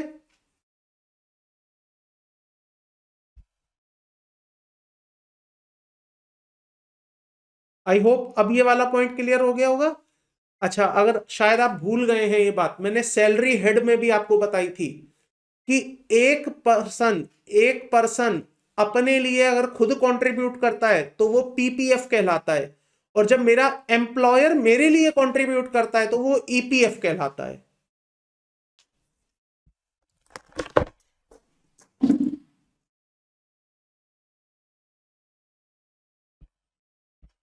तो बताइए यहां पर कहां गया, ये रहा। ये क्वेश्चन में पीपीएफ है या ईपीएफ है? पीपीएफ है। तो अलाउ करें या डिसअलाउ करें? ना तो सर अलाउ करो, ना डिसअलाउ करो, क्योंकि ये पी एंड एल में दिया ही नहीं है। हाँ, अगर पी एंड एल में दे दिया होता, चिंटू ने पी एंड एल में डेबिट कर दिया होता तो डिसअलाउ कर देते।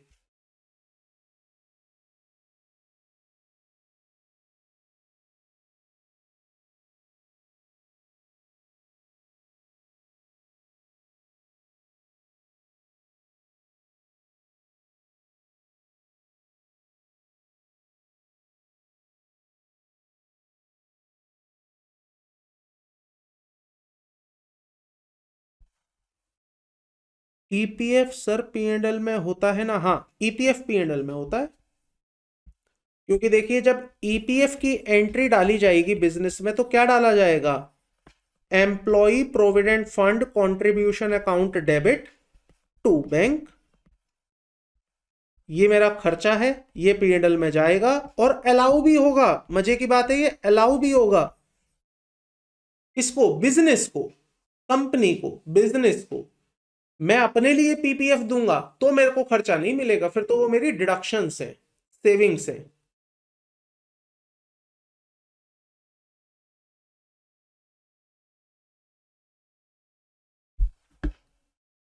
हाँ, अलाउ भी होगा, लिख दिया ना मैंने।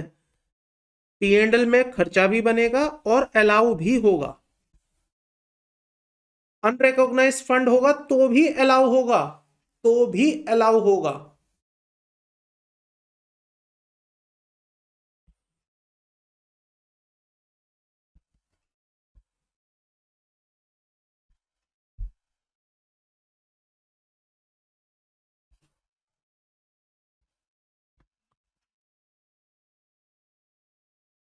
चल सकते हैं आगे।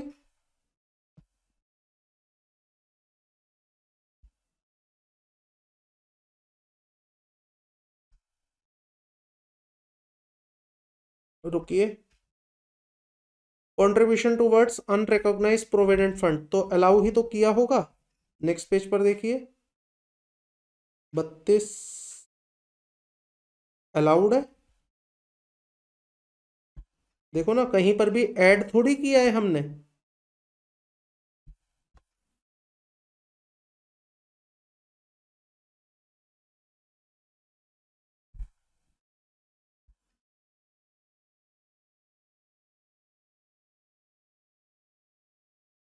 आइएगा next question 6.12। Following particular of the previous year for the assessment year. GP दे दिया है आपको, कुछ खर्चे दे दिए हैं आपको। अब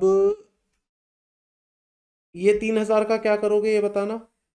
interest on x capital, x की कैपिटल पर इंटरेस्ट।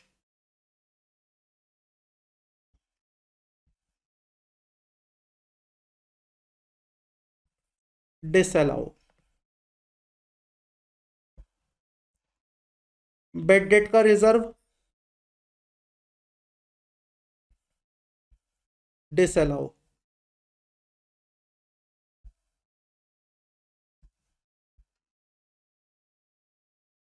Bed date.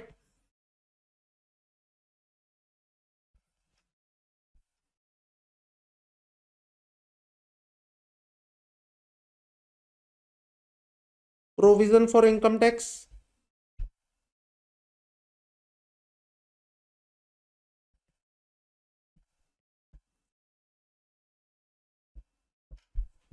बस, बाकी तो इसमें कुछ है नहीं। हाँ, एक चीज ये देखो, सैलरी टू स्टाफ, आपने अपने स्टाफ को सैलरी दी जिसमें एक रिलेटिव की सैलरी है which is unreasonable to the extent of 3100 रुपए। याद है एक सेक्शन पढ़ा था हमने, अगर आप अपने ही रिलेटिव को अनरीजनेबल अमाउंट पे करते हैं तो डिसअलाउ कर दिया जाएगा। कितना? 3100 रुपए।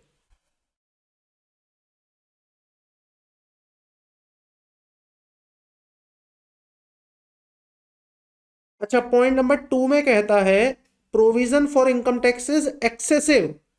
आपने 3000 रुपए फालतू प्रोविजन बना लिया और पीछे क्वेश्चन में हमें दिया है 4000। तो क्या हम पूरा 4 डिसअलाउ करेंगे या 3000 डिसअलाउ करेंगे? आपने 3000 फालतू प्रोविजन बना लिया, तो 3000 डिसअलाउ करूं जो फालतू बनाया है या पूरा 4 डिसअलाउ कर दूं? पूरा 4 डिसअलाउ होगा। देखिए कैसे कंफ्यूज करने के लिए पॉइंट आते हैं बीच में। क्या रेलेवेंस है इस पॉइंट की? कुछ नहीं। चंचल कह रहे हैं सर एक बार 6.11 वाला करा दूं। आता हूं 11 पर। इसमें कोई और कोई पॉइंट है जो डिस्कस करने वाला हो? नहीं।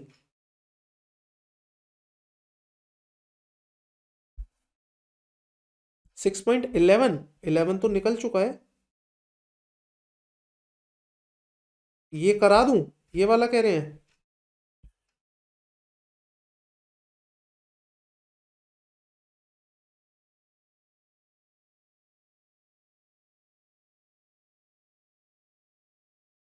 सही कह रहे हैं आंचल।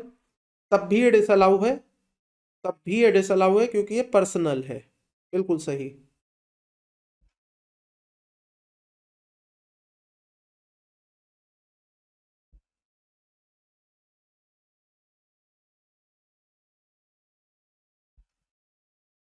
चंचल कह रहे हैं यस अनरिकॉग्नाइज को नहीं लेने पर आंसर नहीं आ रहा है। मैं 1 मिनट रुकिए देखता हूं।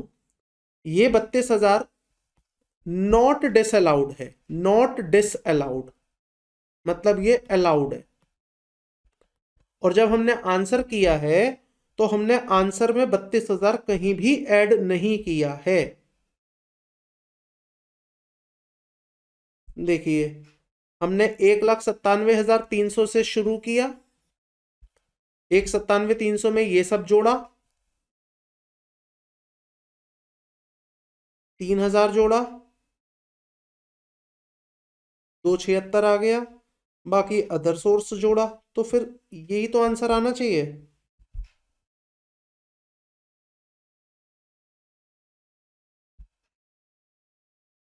आप एक बार फिर से ट्राई करो, मे बी कैलकुलेशन मिस्टेक हो सकती है।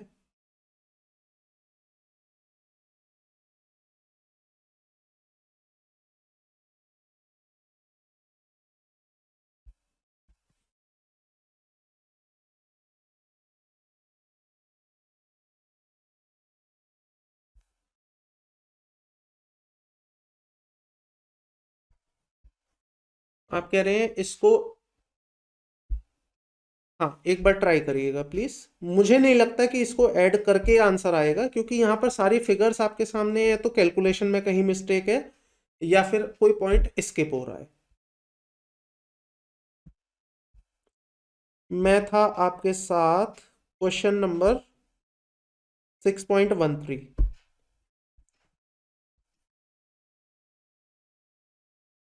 ग्रॉस प्रॉफिट है, रेंटल है, तो ये एचपी में चला जाएगा। बेड डेट है, पहले डिडक्शन मिल गई थी मतलब इग्नोर कर देंगे। Excise duty recovered earlier not allowed deduction minus कर देंगे, माइनस हो जाएगा।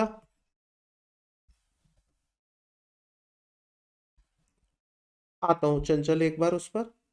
Receipt from guest using guest house, तो ये पीजीवीपी की ही इनकम रहेगी। गिफ्ट फ्रॉम फादर एग्जेम्प्ट हो जाएगा। प्रॉफिट ऑन मशीन सोल्ड ये आपका ब्लॉक में चला जाएगा।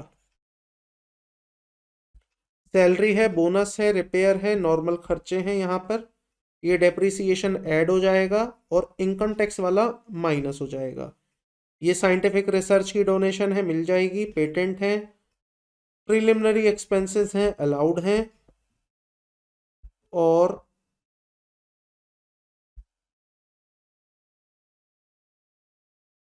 बस। अच्छा एडजस्टमेंट है काफ़ी सारी। एक बार आप इसको ट्राई कर लीजिएगा, अगर किसी स्पेसिफिक पॉइंट में डाउट होगा तो आप मेरे से पूछ लीजिएगा। आइए चंचल, मैं आपके वाले क्वेरी पर वापस आता हूँ। 6.11 आंसर में चलते हैं। आंसर में देखिए 1,97,300 मैंने नेट प्रॉफिट लिया, ठीक है। उसके बाद 11,200 मैंने डिसअलाउ किया, 4,800, 3,000, 3,800, 13,000, 10,600 और 17,000 मैंने डिसअलाउ कर दिया। जोड़ लेते हैं एक बार इसको। 11,200 plus 4,800 plus 3,000 plus 4,800 plus 13,000 plus 10,600 plus 1,700, तो ये आया है 49,100 और प्लस अगर मैं 32 भी कर दूं तो 81 आता है। मैंने या तो नहीं, टोटल भी मेरा सही है। ये 76,300 कैसे आया?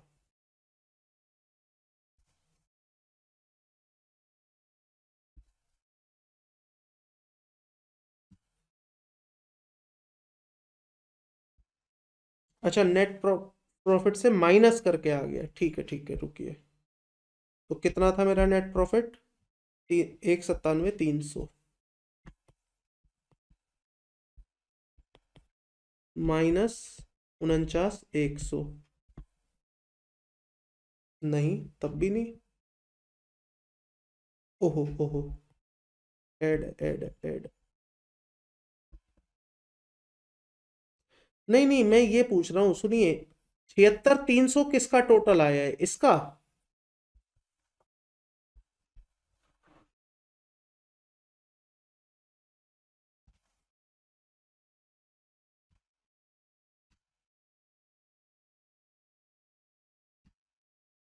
इतना थोड़ी आ रहा है इसका टोटल। 1 मिनट रुकिए, मैं दोबारा कर लेता हूँ। 11,200 plus 4,800 plus 3,000 plus 4,800 plus 13,000 plus 10,600 plus 1,700, 49,100 आ रहा है।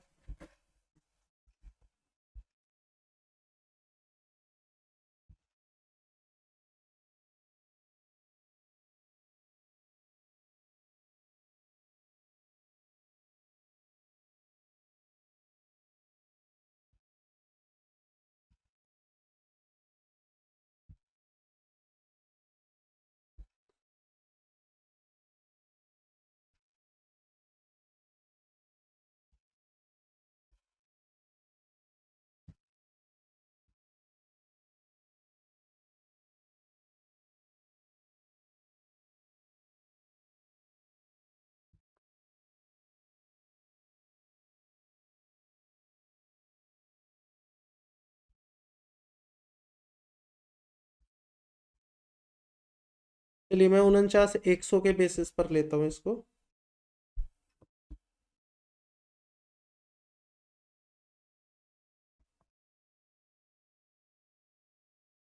चंचल कह रहे हैं सर, अगर इसमें अनरिकॉग्नाइज वाला ऐड कर दें और डेप्रीसिएशन एज पर आईटी और इंटरेस्ट ऑन सिक्योरिटीज किया तो वही टोटल आ रहा था। रुकिए 1 सेकेंड, रुकिएगा। इसको कैलकुलेट करते हैं प्रॉपर, नए सिरे से, नए तरीके से।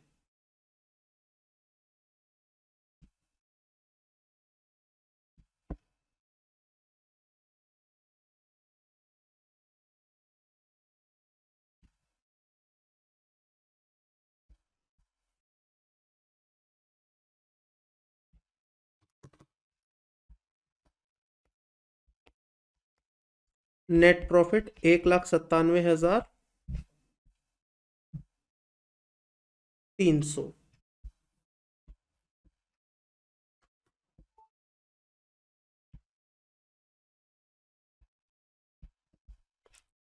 जनरल एक्सपेंस में 1,700 रुपए आपके पर्सनल खर्चे हैं, ऐड कर दो। बिजनेस इनकम 3,000 रुपए की है, अक्रूड हैं, बट आपने P&L में रिकॉर्ड नहीं करी हैं, ऐड कर दो। रमन ने कंट्रीब्यूट किया है 14,000 रुपए पब्लिक प्रोविडेंट फंड में, एटीसी का पॉइंट है, एटीसी डिडक्शंस में लेंगे, यहां कुछ भी नहीं करेंगे। डेप्रिसिएशन बिल्डिंग पर है 3,000 रुपये for the assessment year. Assume Ram does not opt section 115 BSc, तो डेप्रिसिएशन 3,000 माइनस कर देंगे, इनकम टैक्स वाला डेप्रिसिएशन माइनस होगा। आपको बतानी है उसकी इनकम, टैक्सेबल इनकम।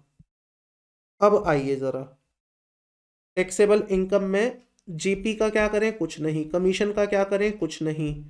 रिसीप्ट का क्या करें, कुछ नहीं। बेड डेट का क्या करें, कुछ नहीं। इंटरेस्ट ऑन गवर्नमेंट सिक्योरिटीज का क्या करें, 17,000 माइनस कर दो। अच्छा, मेरे से पूछा है टैक्सेबल इनकम, तो टैक्सेबल इनकम का मतलब total income. Total income PGVP plus other source. तो इनकम फ्रॉम अदर सोर्सेज में ये 17,000 रुपए जाके जुड़ जाएंगे। ये पीजीवीपी है और ये इनकम फ्रॉम अदर सोर्स है, यहां पर मेरा टोटल आ जाएगा। अब आइए ऊपर से, हाउस होल्ड के खर्चे 11,200 रुपए हाउस होल्ड का खर्चा है, डिसअलाउ होगा, ये रहा, करिए disallow, plus 11,200। Bad debt allowed, provision for bad debt not allowed.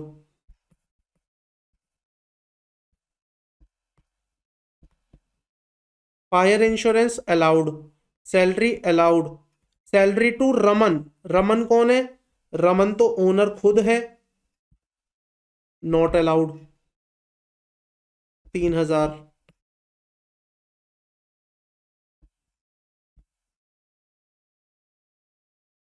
Contribution to unrecognised provident fund 32,000 allowed.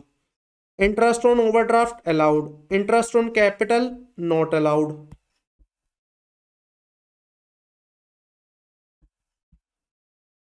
Depreciation 13,600, ये हमने डेबिट कर देना है। Advertisement revenue expenditure allowed, neon sign board allowed, general expense allowed, general expense allowed है ना, yes. तो हमने ये कर दिया, interest, contribution for bad date,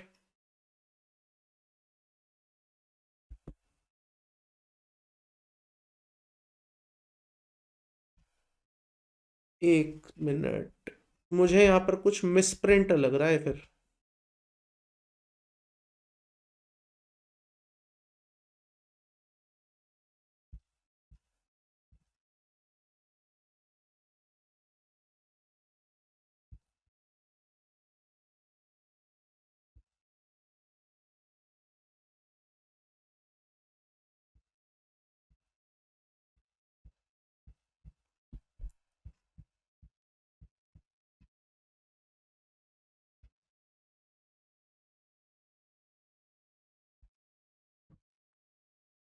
नहीं नहीं नहीं, आप सही कह रहे हैं।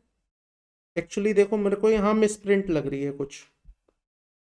कंट्रीब्यूशन फॉर बेड डेट, अगर आप क्वेश्चन देखेंगे तो कंट्रीब्यूशन फॉर बेड डेट थोड़ी है, प्रोविजन फॉर बेड डेट है। यहां पर एक लाइन मिस है, इसके और इसके बीच में एक लाइन मिस है।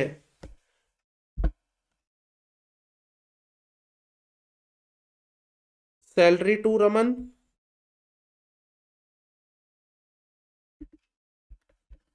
11,200 plus 4,800 plus 3,000 plus bad debt 4,800, bad debt 4,800 ही है, हाँ। Provision for bad debt 4,800 plus 13,000 plus 10,600 plus 17, 11,200 plus 4,800 plus 3,000 plus 4,800 plus 13,000 plus 10,600 plus 1,700, 49,100। और ये कितना है हमारा, 100।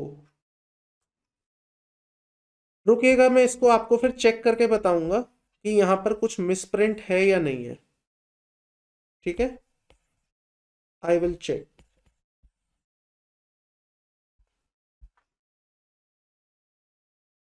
क्योंकि मुझे यहाँ कुछ मिसप्रिंट लग रहा है। अगर मैं इस टोटल की बात करूं तो इतने से ये टोटल आ नहीं सकता।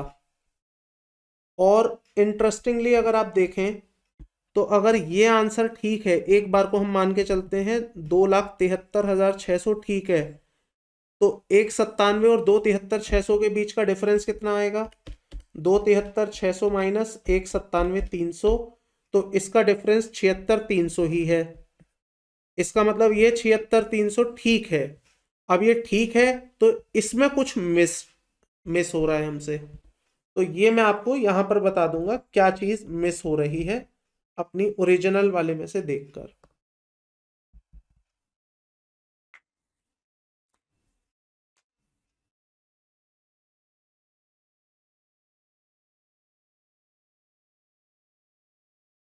एक मिनट और रुकिएगा। 11,200 प्लस 4,800 प्लस 3,000 प्लस 4,800,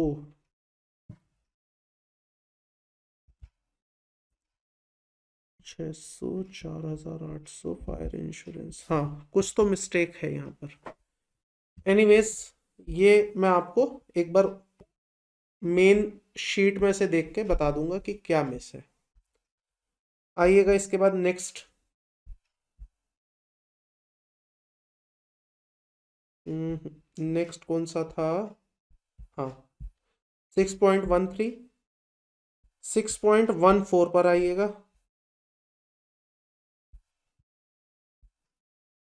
अच्छा, खत्म, 13 तक ही है। तो देखिए जो 13 है ना आपका क्वेश्चन, ये एक ऐसा क्वेश्चन है जिसको कि मैं कह सकता हूं फुल कॉन्सेप्ट। इस क्वेश्चन में आपके जितने भी छोटे छोटे छोटे कॉन्सेप्ट्स हैं वो सारे कवर करने की कोशिश की गई है। क्योंकि अगर आप इसका पी एंड एल अकाउंट देखेंगे तो इस पी एंड एल अकाउंट में देखिए आपको सब कुछ देखने को मिल जाएगा। क्या तो आपका फैमिली प्रमोटिंग, क्या आपका इंश्योरेंस, क्या आपका डोनेशन, फिर प्रिलिमिनरी एक्सपेंसेस। तो यहां पर आपको सारी छोटी छोटी बातें देखने को मिलेंगी, प्लस जो इसकी एडजस्टमेंट है वो भी आप देखिए, इसमें ज्यादातर एडजस्टमेंट्स पूछ ली गई हैं। म्यूनिसिपल टैक्सेस है, इंश्योरेंस है, इंटरेस्ट है, इंटरेस्ट ऑन मनी बोरोड है, फिर डेप्रिसिएशन है, एंटरटेनमेंट का खर्चा है, एडवर्टीजमेंट है, जीएसटी है, फेस्टिवल है। तो 12-13 एडजस्टमेंट है, 12-13 नहीं बल्कि 16 एडजस्टमेंट्स हैं। तो इस क्वेश्चन को अगर आप प्रैक्टिस करेंगे तो इससे बहुत सारी चीजें आपकी रिवाइज होंगी, प्लस क्लैरिटी मिल जाएगी। चंचल ने पूछा है सर, लास्ट वाले क्वेश्चन में हाउस प्रॉपर्टी की इंटरेस्ट की डिडक्शन वाला पॉइंट बता दूं क्योंकि शायद उसकी एडजस्टमेंट भी मिसिंग है। देखिएगा, हाउस प्रॉपर्टी ये रहा। ग्रॉस एनुअल वैल्यू 24 आपकी आ गई।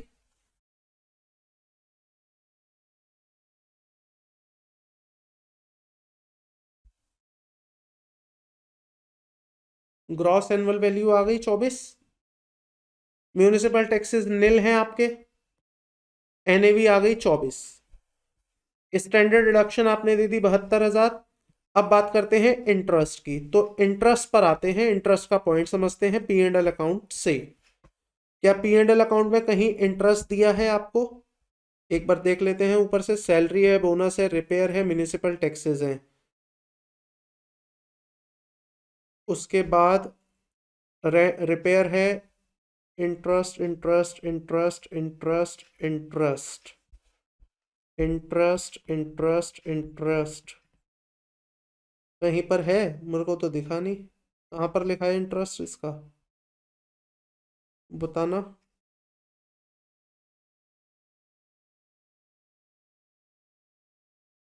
एडजस्टमेंट में, रुकिए। अच्छा, ये रहा। म्यूनिसिपल टैक्सेस ये रहे, balance is still outstanding. Municipal law 50% of the house property is used. Bonus and salary, municipal taxes इतने हैं, the balance is still outstanding. Yes, ये रहा। 20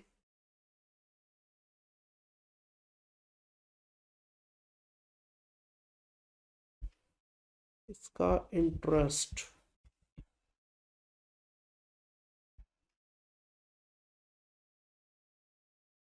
मिसिंग है यहाँ पर।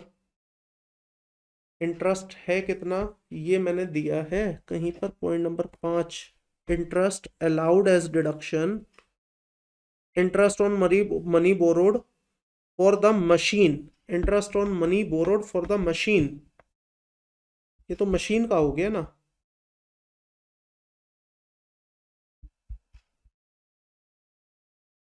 ये तो मशीन का है, हमें तो हाउस का लेना है।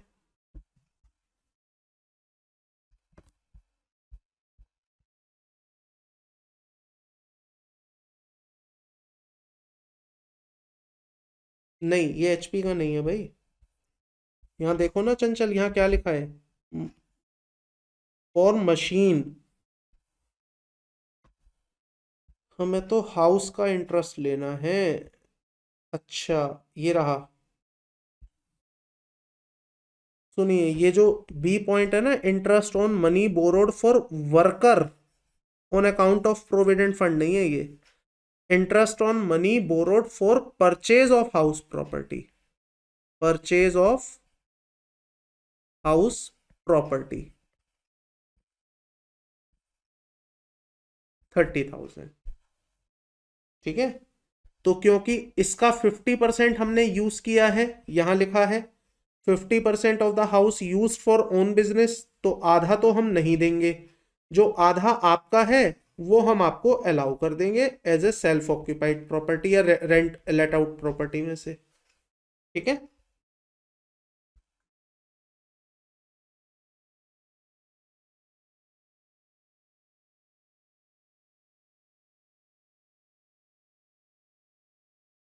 इसके अलावा कोई पॉइंट?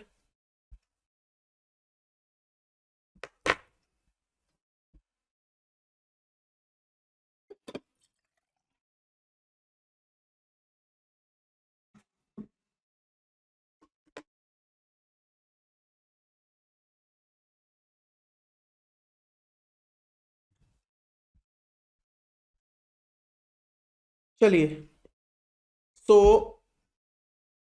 आप इन क्वेश्चंस को एक बार कर लीजिएगा।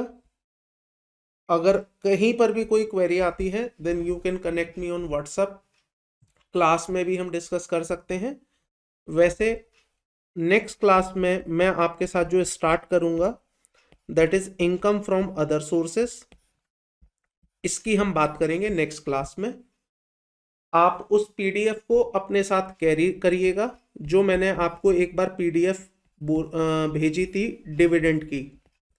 उस डिविडेंड वाले पीडीएफ का आपने 2 प्रिंट निकाले होंगे, एक प्रिंट आपने कैपिटल गेन के साथ चिपका दिया होगा, एक प्रिंट आप चिपकाएंगे इसे इनकम फ्रॉम अदर सोर्सेस के साथ। तो उसकी भी बातें इसी चैप्टर में करूंगा, नेक्स्ट चैप्टर स्टार्ट करेंगे। प्लस अगर आपके पास पीजीबीपी क्वेश्चंस में कहीं कोई क्वेरी होगी, कोई डाउट होगा, तो उसको टेकअप करेंगे। तो first will take the PGBP questions if you have any doubt in that, और नहीं होंगे तो फिर हम स्टार्ट करेंगे अपना next chapter income from other sources.